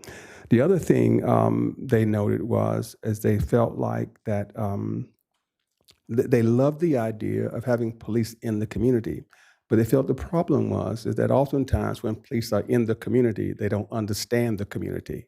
And so what they were suggesting was that police take a more concerted effort, not just to look at how they can deal with individuals after they have committed a crime, but to get to know the people well enough so that the individuals in the community will see them in a different light, and so they can also mitigate crime from happening. They gave me probably about 30 answers as to what they think could work to help reduce youth violence. And I won't go through all of them at this time, but just to give you a couple of the things that they talked about. And while after school or activities were mentioned, to be quite honest with you, most of them felt like that wasn't the core problem that needed to be addressed. Is that activities are there, but the problem is if you have no hope for your future, then it doesn't matter what the activities are. A basketball court, without me thinking I can become a pro basketball player, doesn't mean a whole lot. It doesn't stop me from doing what I need to do to get money. So one of the things they said that perhaps there needs to be a collaborative effort between businesses and city so that these young individuals can obtain jobs and so they can obtain employment and training. Because what they said basically was this, that, those children who have been in trouble, who have had issues in school, or who may be low achievers, if you go to apply for a job and you have dropped out of school, you really have no good references. The only references you may have is your school teacher. Well, your school teacher is the one that pushed you out of school. So they're not going to give you a good reference. Principal's not going to give you a good reference. So therefore, you can't get a good job. But you do want some way of getting Air Jordans, which means then the way you get them is by non-traditional methods, which means you either rob or you sell drugs or what have you. So that was one of the primary things they talked about, was a lack of feeling hopeful about their future. And that was certainly a huge problem. So they talked about job skills and those kind of things. The other thing they talked about was this, is that in most of all of them were very positive about what the schools offered. But one of the things they said seemed problematic is this, is that if a child is doing well in a vocational area, let's say, and he's getting A's and B's, but if he's failing in other areas, if he has a low grade in history, if he's failing in biology or something like that, he still can't pass from one grade to the next grade. Well, and one gentleman was specific in saying that because of that, his sense of feeling good about himself was diminished. So since he couldn't get promoted from one grade to another, then his thought process was, there's no need for me to stay in school. So therefore, he dropped out. And then dropping out, he still needed money. So he went to, armed robbery as his career path, which ended him in jail for approximately 28 years. There was a gentleman who I interviewed who just came out of incarceration. So those are some of the things they talked about as far as how the community felt. The circumstances kind of made it, I guess, in their minds, I should say, made it more obtainable if they could take care of themselves by going outside of the law. And the violence is a part of that. If you're selling drugs, then that means you have to defend your territory, which means you have to make sure that others respect you. And the way to respect you is by being violent with those that come into your territory, and those type of things.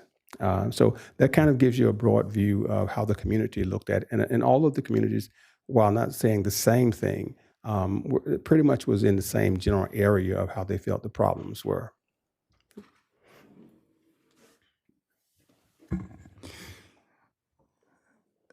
Now, while Pastor Daniels was talking to a lot of our local residents, especially the 5 young guys that are looking at some heavy time in the state correction system, and who better to talk to than folks that are going to that prison system, I was doing the national search, the national research. And I'm going to quote some things from some different cities. Now, somewhere there should be a question or a comment made by one of the elected officials when I'm done that is, Jim, we're not Baltimore and we're not Philadelphia. And we know that. We are way ahead of the curve when it comes to having a good social buildup in our city than many other cities. However, National Institute of Justice did a follow-up research program in what's called the Code of the Streets. That was originally written by Elijah Anderson, 1999. He's a Yale professor, and he went into certain neighborhoods in Philadelphia and came up with how young people have to react to each other in a street environment if they're in a socially depressed, violent atmosphere. It's called the Code of the Streets. And it is, I may have a certain value system, but once I go outside into the neighborhood, into the community, I have to behave a certain way or I will not survive. Well, National Institute of Justice 10 years later replicated that across the country in 17 other communities, and they came up with what is known as Code of the Streets. We also looked at the most recent one, Educational Fund to Stop Gun Violence, which is now part of Johns Hopkins Center for Gun Violence Solutions. And they looked at a number of studies around the country. And the one that really attracted Pastor Daniels and I the most is the lack of opportunity and perceptions of hopelessness leads to violence. Yes, it does. They also talked about underfunded school systems. You just heard we have an excellent school system in our city, and I'll get to maybe how we can assist the school system with some of that. We also looked at a research report, Reducing Gun Violence through the Urban Institute, and I contacted the governor's office in Maryland. Governor there is named Wes Moore. Wes Moore wrote a fantastic book called The Other Wes Moore. You're familiar with the book, where he found someone with his name who's incarcerated in the criminal justice system for a very long time, and he kind of looked at the 2 different paths that their lives took, one to go into the prison system and one to become now the governor of the state of Maryland. Well, he is pledging to assist the Baltimore police leaders to reduce gun violence by addressing the complex social forces underlying the city's longstanding struggles to improve public safety. Yes, we're not Baltimore, but just to give you an idea of what's going on around the country. And the latest example I want to give you is an article that was written this Sunday by, in the Pilot, actually in the Beacon section of the Pilot, which is unfortunately reduced to about 6 pages. The author is Lee Belote, and she usually writes something about how great it is, you know, on a certain holiday to go out to restaurants and so on and so forth. Well, she wrote an article describing a new program that assists elementary, middle, and high school kids to further their athletic abilities in tennis. What caught my attention is she said that athletics today for young kids are different than, say, in my generation. In my generation, you needed a lot of grit, a lot of determination, and a little bit of athletic ability. Well, I had a lot of grit, a ton of determination, and no athletic ability, but I still played sports in high school. Today, everyone is sending their kids to specialized sport camps and paying a lot of money to have that professional baseball player show your son or daughter how to swing a baseball bat. She was very honest. She said she was in the financial ability to be able to do that, but a lot of people aren't. So a new program is started in our city to get the young kids into tennis. Well, that made me also think of, and you heard the Achievable Dream Academy, and we have a tennis aficionado. Achievable Dream Academy was started in Newport News, and their big fundraiser in Newport News today is called the Tennis Ball. We're having one this Friday in Virginia Beach at the Cavalier. I hope to see folks there during that fundraiser. So we looked at all of this, and what we found is a lot of the national research really supports some of the findings that Pastor Daniels did within our community. And that is, kids need some kind of connection. Everybody in this room likes to be socially accepted, am I correct? We're social creatures, humans. Some kids aren't. And it starts in the family. You know, the number one social institution in our country is La Familia, the family. And then it's the neighborhood. People say community, I say the close neighborhood. As a matter of fact, in my course at TCC of criminology, I have the students still watch an old film. Most of you probably have never seen it, called The Boys in the Hood. And sir, you will notice all the theories, the social theories that are in that movie. Look at what this young kid had to put up with in his life. Why do you think he went the direction he went? Well, the third one is schools. We have an excellent school system. As the pastor said, maybe we just need to assist the schools to get more of our kids in some of these programs. And then the fourth one is meaningful, gainful employment. And I talk with Taylor Adams all the time about that topic. And the fifth one is some form of faith. Whatever, it may be faith in nature, but something that says that you are not the center of the universe. So we looked at all of this, and we now have a recommendation. Would you like to start, sir? Okay. Okay. Recommendation. I'm glad you're all sitting down because we want to look at a new strategy for our city. Now, I've said earlier, we're one of the safest cities of a city of our size in the country, and that's not by accident. Excellent police department that's doing a fantastic job right now. A lot of programs in our city that are also assisting our youth to maintain the right value systems. We have an excellent school system, but we're looking at who can draw all of this together. So we're looking at a position. Originally, I thought of a department, but I said, okay, let's start with a position, not a public safety director. A public safety director really looks at police, fire, rescue. They look at the missions of that immediate, get the fire truck where it needs to go, how many EMTs do we have on the street, what are the police officers doing? No, what we're looking at is a Department of Community Safety. Someone who could coordinate the myriad federal, state, local, school, community, and faith-based things that we have going on in our city. How do we get some of the young kids to say, you know, we know things are tough, but there's this fantastic program in, you just heard of career technical education. I had the opportunity to be on that board for 4 years. It is absolutely fantastic for kids who are not, who learn in a different environment and a different way. So what we're looking at is this person or someday department would have the authority to be able to reach to other deputy city managers and directors and say, for example, Parks After Dark, what will we need?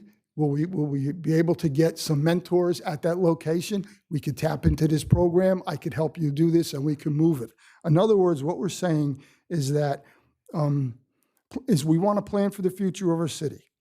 We're doing a lot of good things, but never rest on your laurels. And what we also want to say is that in planning for the future of our city, we want to be able to mitigate problems before they're out there in the public.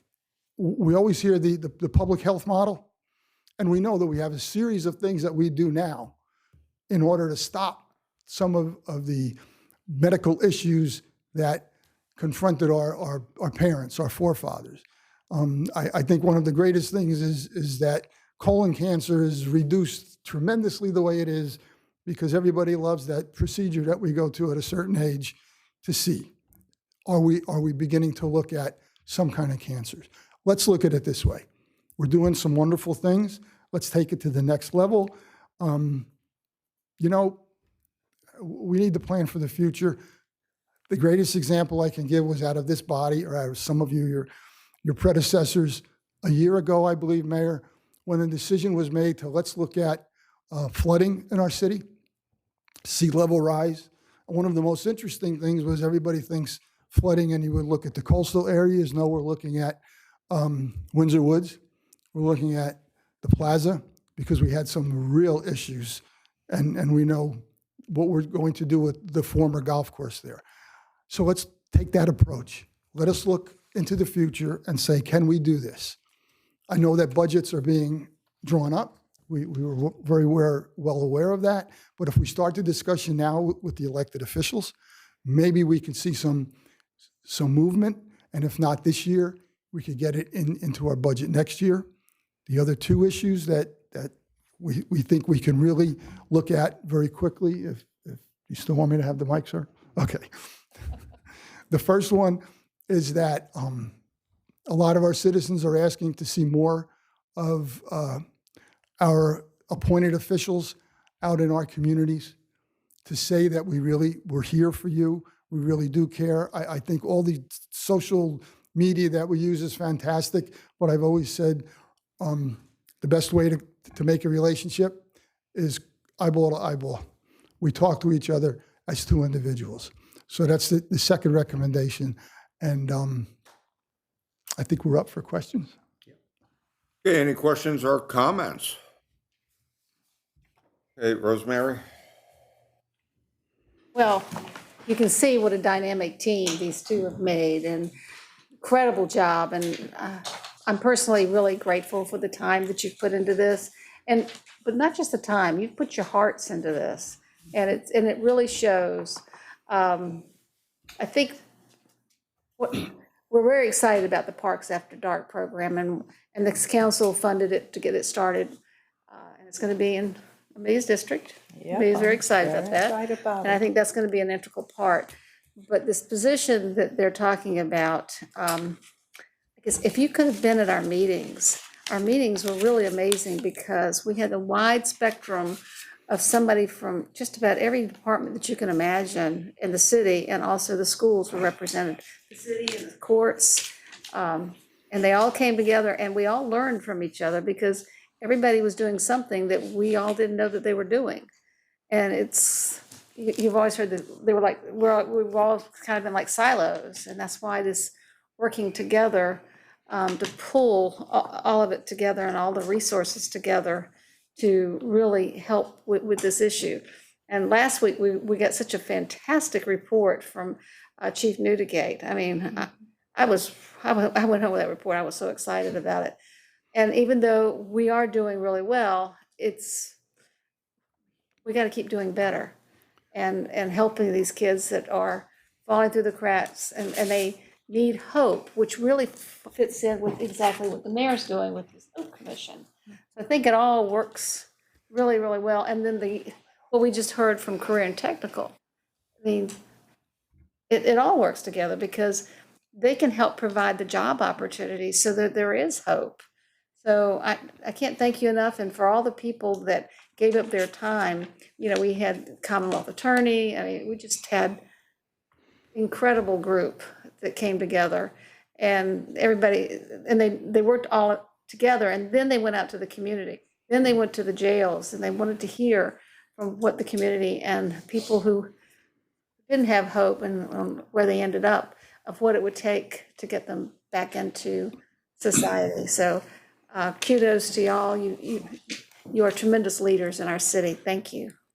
And Ms. Vice Mayor, if I may, the position that we're recommending, this movement, if you will actually assist and support public safety from a police standpoint, because what it will then look at is, can we reduce the amount of issues that we are even less than what we're dealing with or what the future may hold.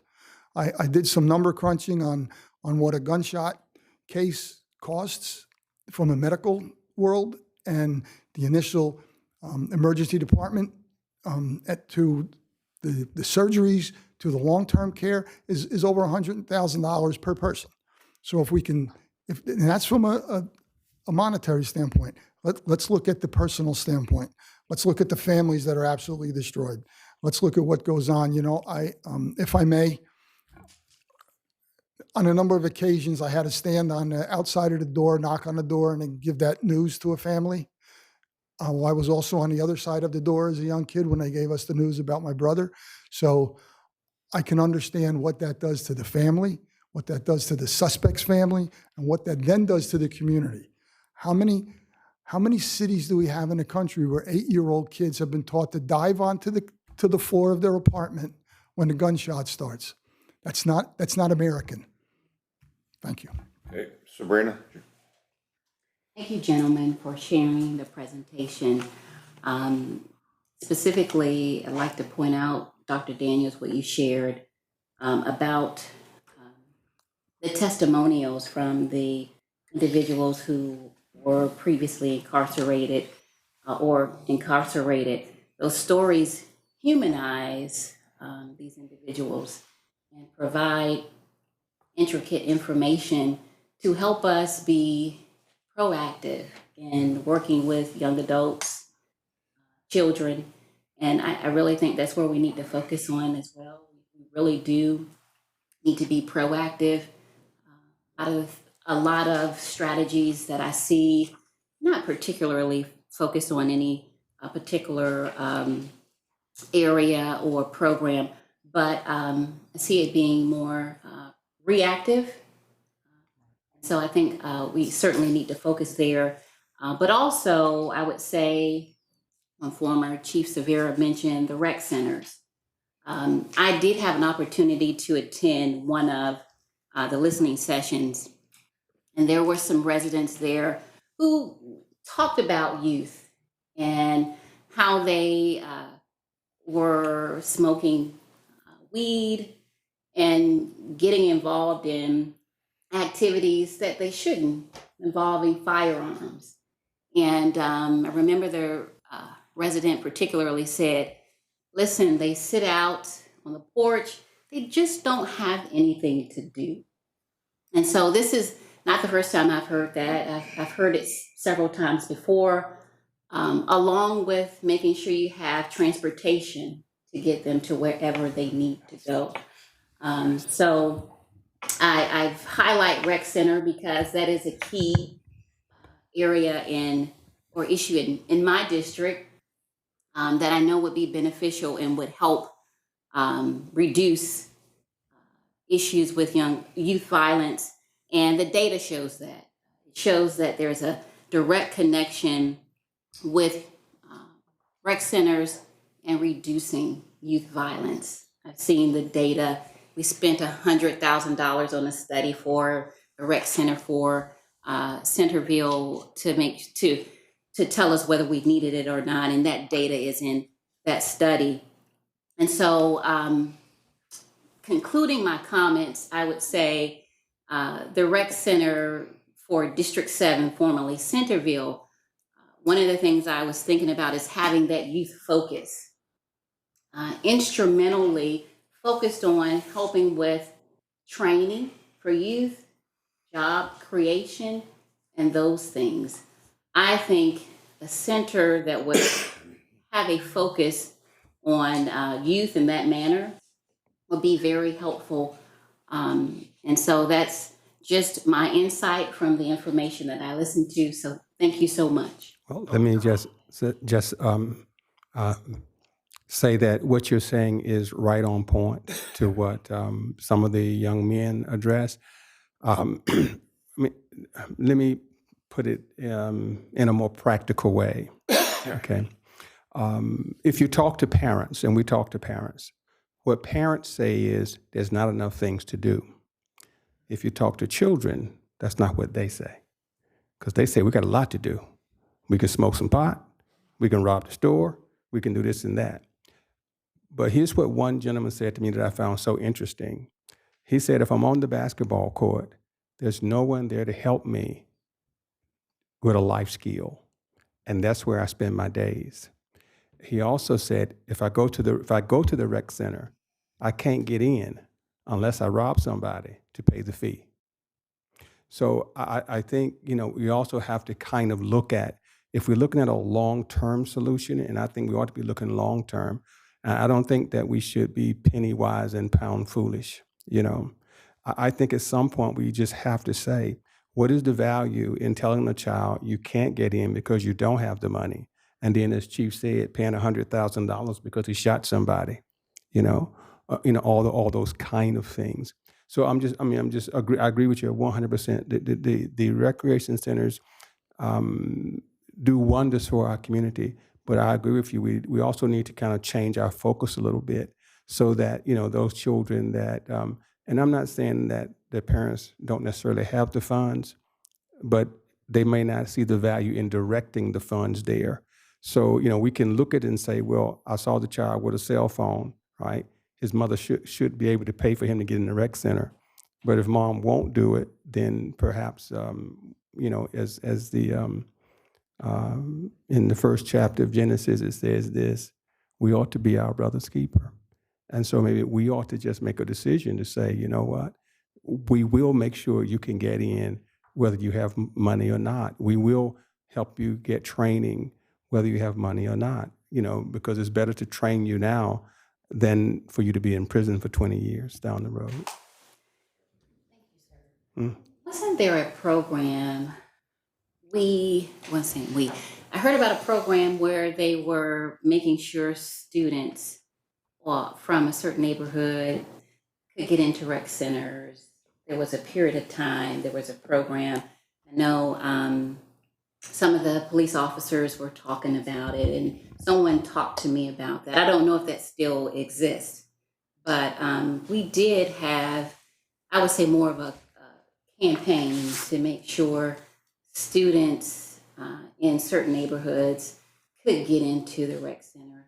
I don't know if that's something we're still doing, but we might want to look into making that something citywide, perhaps, something that's more long-term. So if there is an issue with paying the fee, there is maybe a reduced fee or perhaps a scholarship or something. So students, those who really need it, can have access to those facilities.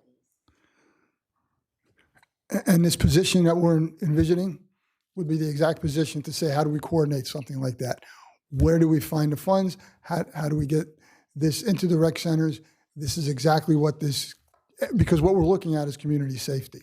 And once in the rec centers, can we get the right counselors? Can we get the right mentors to assist a lot of our youngsters once they're in that environment? So that's exactly what this position would look at. Okay, if I can say, okay, go ahead, Jen. Thank you, Mayor, and thank you both for the work that you're doing and the expertise that you bring to this conversation. And I just want to, it's more of a comment that the scale of this kind of investment that's required, if we're talking about actually making a difference in outcomes, like this is a This is a genuine investment in time and in resources.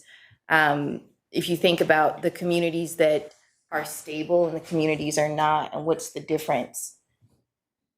And it's security, it's housing security, it's job security, it's food security, it's making sure that when people are secure in their neighborhoods and secure in their bonds, they tend to take care of that environment. They take care of a community that takes care of them. And so something that's coming to mind as we're thinking about the budget is like to keep this as a lens for our budget. So when we're looking at priorities, what are those things that are going to be an investment in our community and that's going to be an investment in youth? So, you know, we've got a lot of decisions and a lot of priorities, and one of those could be the position or department long term. But in the meantime, as we're thinking about the budget, a lens should be or could be what's going to invest in our communities and bring up our youth through these decisions that we're making in the next few months. So this could be something that we factor into decision making, a framework for us going forward. Because this isn't like a Band-Aid situation. This is an investment long term, and it's necessary. Well, if I also may comment, research has shown that if you have areas that have high violent areas, housing prices go down, rent prices go down because nobody wants to live there. The second thing that happens is that two questions corporations ask when they want to move into a new location. Number one is, what is your crime rate? How safe are you? And the second question is, how good are your schools? And we know that they go hand in hand. We know that what happens in the community at night winds up in the school the next day, maybe. What happens in a school can wind up in the community the next day. The one other issue that a lot of our youngsters are dealing with that kind of throws a wrench into all these studies that we look at is this thing. And that is they get on this, and then suddenly someone disrespects them, and it is expected that they will take action. So some of this is just the value system that has to be driven for that young person to feel a positive connection. Thank you. And if I could, say this in closing, because we do have an agenda with close coming up. I want to thank Rosemary and the task force for doing the work they do. It's not easy. If there was an easy solution, it would have been done decades ago. This is a problem that not only affects Virginia Beach, it affects everybody in our region, Commonwealth, and in our great nation right now. Deferring back, as you know, we're in the infancy of the HOPE initiative, helping our people excel. And we are in what we call the crawling stage. And, before we can run, we have to crawl, walk, and we're just starting to get going. And the outcome of this is a couple things with the 757 mayors. We're all talking about this stuff, and we're all serious about it. And once again, a number of people saw the fishbone chart that all the city managers did. And it really comes down to a lot of it societal problems that we have to deal with, that we can no longer be afraid, to confront. And, once again, I'm going to harken back, to a guy that is a hero for me, Ronnie McAdoo, who goes around the world setting up basketball problems after being at basketball programs for inner city youth. And this is where I got the term HOPE. He would set up camps and everything and, do good things. But then the kids have no jobs. They have the things. He says they have no hope. When they wake up in the morning, they have no hope for the rest of the day. So the thing is, what we're trying to do is to put this together. And, Patrick and I had some preliminary discussions about the mechanisms of how we can have a coordinated effort. Because once again, this has got to be a multi-pronged global approach, to the problem. This is not one size fits all. And, once again, we're talking about what we addressed, with the HOPE, the IDEA Commission. Mental health's got to be part of it, health and human services. Jimmy, you remember back in the days in New Jersey, big brothers, big sisters for mentoring and everything, but also working. And a number of, the members of this council are going to be actively involved in the HOPE initiative, from a societal point of view, from affordable housing and, trying to do things. And the thing is that, we're going to be looking at it and, it's going to be part of our corporate ethos, going forward for our next 60 years.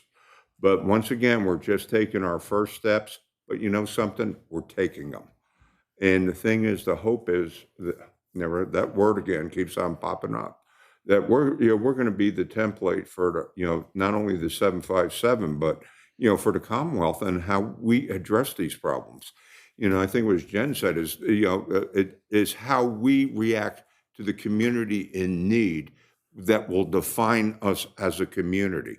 But the thing is, even with the mayors we were talking about, we got to get them in the schools. We got to get down to elementary school level to talk about the bullying that goes on and the lack of self-esteem that people have that they carry.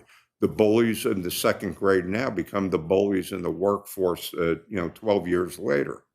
And but once again, I applaud you for your actions. And I'll tell you what, I'm confident that we come together not only as a council, but as a community. And there's got to be that community involvement and engagement. We have a better chance of succeeding. So for that, I thank you very much.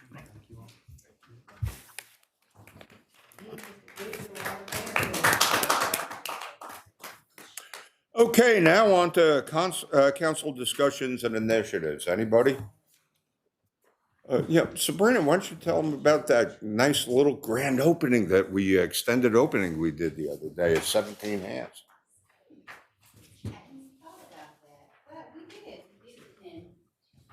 opening, 17 Hands. They were expanding their existing business, and I've gone there several times and have been able to partake of the goodies and hot chocolate, and they have coffee. But one of the amazing things, the owner, Robin, she was just so excited to be able to realize her dream. And I think that resonated with me. So it was an honor to be able to share in that event with you, Mayor. So thank you for reminding me of that. Good. You got anything else? I do. Real quickly, March 8th, that's on a Wednesday. So I've been working with the Cannabis Authority, and we're working to put together a town hall for a community discussion about cannabis, which will be surrounded about the information that took place in the General Assembly, and also other details, because one of the things I have learned, especially in the past months, people have questions, and they have questions that they want to address. And who better to address those questions? The Cannabis Authority. And so March 8th, we will have that town hall discussion. It will be from 5:30 to 7:30 at the Virginia Beach Central Library. So please, wanted to get that information out there. Certainly, my colleagues are welcome to come out to that.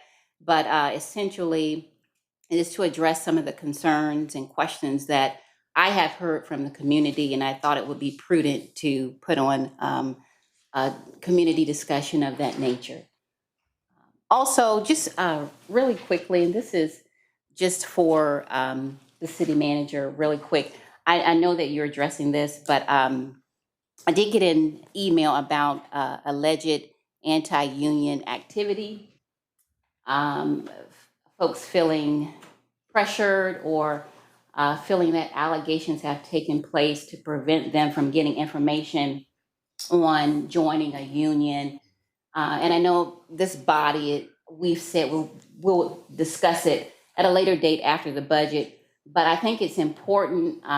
Don't know the scenario, don't know about the specifics, but I thank you for taking leadership to address that, to have a team to look into it. And when those findings of the report are revealed, I think this body should be privy to that information that comes out. Because if this is something that folks are experiencing, we do want to make sure we're aware. And as you are doing, you are addressing it. So thank you. Okay, anybody else? Okay, Chris and then Rosemary. District 8, we had our first town hall last Thursday, February 16th. I just want to acknowledge Taryn Denham, City Mayor's office, and her entire team. Phenomenal job. Tiffany Russell and her communications team, specifically Drew Lanford. We had Parks and Rec, their entire team. Great Neck Rec Center was set up. It's clean. People would come in. Phenomenal job. We had representation from the police. Chief Kravitz from Fire came out. Michael Kirschman, Parks and Rec, and LJ Hanson, Public Works. Professional, executed well. Only complaint was the microphone, but outside of that, just thankful for the staff that we were able to work together to provide some public input. And I'll tell you, I think that's, really part of our enhanced public ethos about getting back out into the public. It was mentioned in the last thing about being visible out there.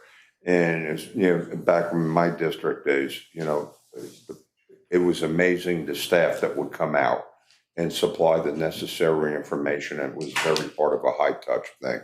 Very good. Thank you, Rosemary. And then, Some of you may have noticed that the Chamber of Commerce is having an interregional visit to Charleston, South Carolina in May. It'll be after the budget vote. And Patrick and I had a conversation about it, that this would be a really good thing if anybody would like to attend. Charleston has a lot of things in common with us, and it'll be really good for a regional visit to be working also with other people in the region. And I've been, but I haven't been in a really long time, but every time I went, I really learned a lot. And it was great to have connections with people throughout the region. Charleston is looking at expanding their airport. They have the port. They have growing businesses coming in. They're doing a lot of really great things. So I guess if anybody would like to go, who do we contact? Vice Mayor, I think that process is managed by the city clerk's office. So I think it's reaching out to Amanda. But I think generally, for the policy, council needs to have a discussion, and if council has the opposition to it, then they should voice it here. so once again, it's an opportunity. Amelia Denworth. Yes, I'm just going to mention about cities reaching like we're doing across. Last week, I got a chance from Virginia Beach asking for me to install the officers of the NAACP in Norfolk. There were about 24 officers, including their city attorney was one of the officers being installed. So it was interesting seeing the cross, and they wanted to know a little bit about us, and then we talked, and then 24 officers over at Huntersville. So we had a big turnout there. And then I also attended another thing in that area about seniors aging gracefully. And they showed how they're reaching out to the elders and how they're engaging them in, movements and dance, especially it being Black History Month. And then the other group that I got to go to their forum and be one of their speakers was the Old Dominion Episcopal Church. And they had a forum on racial woundedness and racial healing.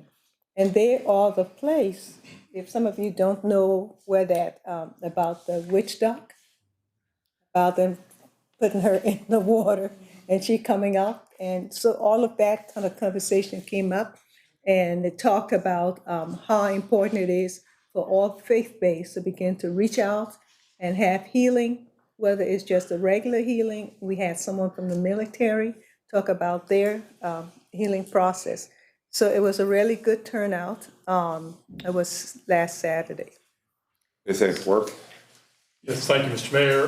Vice Mayor Wilson, I have signed up for the Charleston Chamber trip and look forward to it because they do have a very similar metro region as ours in many, many respects, and always can learn from other best practices from other cities and metros. You have a draft ordinance in front of you to request $35,000 from the Tourist Investment Program, TIP, Resort Advisory Commission and the Resort Investment Committee have approved this. This has been in front of council, I believe, or at least consideration for a number of years now. They have not raised all the money yet, so our check is not needed now, but this is to contribute $35,000 for a gun barrel from the USS Iowa from World War II that's currently being refurbished and painted in Chesapeake, and it would be, is approved, be relocated and situated at Fort Story on the north end, close to the Cape Henry Lighthouse. Can I say something about Yes. this? I just wanted to add on to what Worth is saying is the Historic Preservation Commission has been involved with this as well, and I'm pretty sure they're very supportive of it. Okay, thank you, Barbara. So we're making a list of all of these requests we're getting. It seems like every week we get 1 or 2 or 3 requests. Are they being handled through the budget process, or are we expected to do these incrementally, or what's going on? I thought we decided we were going to have a budget process. Councilmember Henley, I think it's up to council what process they want to use. So generally, the process that staff uses, that we use the typical programs that we use, like COG and stuff like that. But it's council's prerogative if council wants to adopt something and use it outside of the typical processes. I mean, we've been having, I think, every week a different group that's been coming in, and I'm losing track. But I don't know. You can only spend the money once. I would really like to know, because we even have some things on the agenda today that I question. I just don't know where we're going with all this. I'm not looking forward to this budget. I think we're going to have some difficult choices, and if we spend all the money before we get there, we're not going to have a lot of choices to make. Okay, thank you. And if I could just say, then we'll get to the thing. There was 2 events I went to last week, and Worth, I'm going to make an apology to you in a second. We had the launch of the country western venue that we're going to be having at the ocean front. And I'll tell you what, it's been very, very well received. And, I think this is going to be yet another example of the diversity of type of entertainment we're going to be doing at the ocean front. When you think about, something in the water coming back Juneteenth, and then, the country western, Jackalope is coming in. We got a number of venues that are going to come. I really think that we have the potential to have one of the best, summers at the ocean front, and a lot of people are going to be welcome. And Worth, I found out ex post facto that you didn't get an invite, to the opening. Sometimes when there are external groups that invite me to come and, give remarks, they're not city sponsored. But what I would like to do, working with Tiffany, is that, whatever event I'm going to be doing will be, made public to all the members of the body. And once again, it was brought out, if we as members of the body start getting out to events more into the community, that will be a good thing. But, once again, I think, by doing that, make sure that, because a lot of times I get invited to do a number of things that are not city related, but, certainly I think council members should, feel like they're welcome. The other thing is, which was really kind of cool, last Friday, the city manager, Patrick, and I attended the police graduation, and we graduated 32 people. But let me tell you, the thing that really struck me, looking down into the audience and everything, it was by far, Patrick, one of the most diverse groups of graduates I have ever seen, both in terms of race, both in terms of age, and it was just a blend of the community, and I think it was pointing the arrow in the right direction where we're trying to get. So, if you want to make a comment. I concur with you saying it was a pretty enlightening class. It was good to see the different perspectives of different individuals that were presented. I think it's really good in terms of the compliment that this is going to bring us really close to achieving our full complement. And I'll tell you what, what's amazing, when you think about a lot of the police departments that are, really struggling nationally right now, Our report last time showed that we're closing the gap. Well, guess what? We added 32 more. And then I think we got a bigger class coming in. But once again, just kudos to everybody. But I tell you what, we're pointing in the right direction in a lot of ways. Okay, how about agenda review?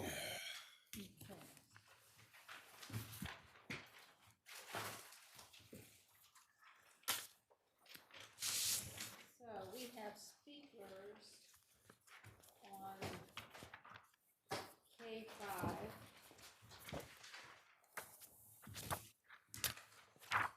And K9. So, under ordinance and resolutions, does anyone want to vote no or want to pull any of the others? I don't want to pull anything, but on item 10, I'm going to, I'm sorry, item 13, I'm going to abstain from that. And have a letter on file regarding my extension.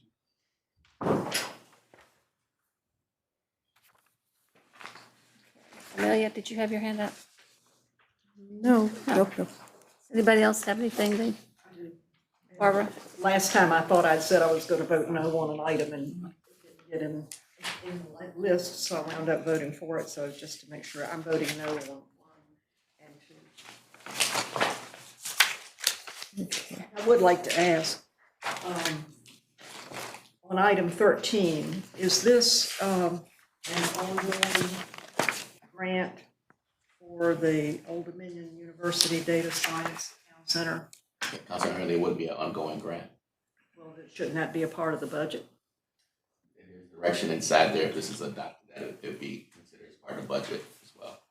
Well, I'm sorry, I'm just going to be bullheaded, and anything that's not coming in the line with the budget, I'm just going to know at this point, we're too close to this, and I think we're just doing too much.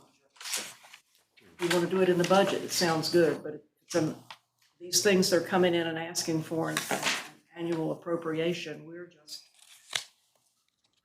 getting ahead of ourselves. Okay, Chris. Pull 6.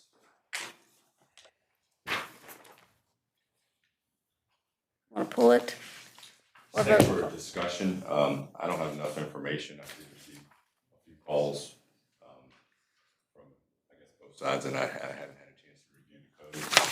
And so I'd just like there to at least be an opportunity for discussion. I'm not opposed to I haven't had enough background. Anybody else? Okay, Barbara? I just wanted, I'm sorry, go ahead. On item 11, and this is a question that I had, but then I had a question from someone else as well.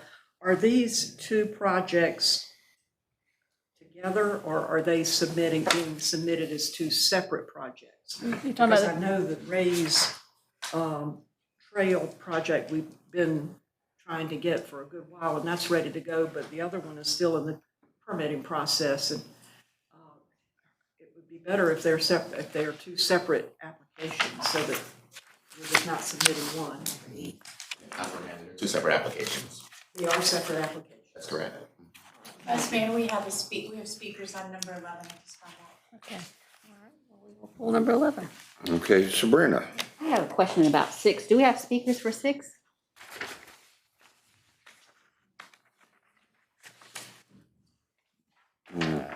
Terry, do we have speakers for 6?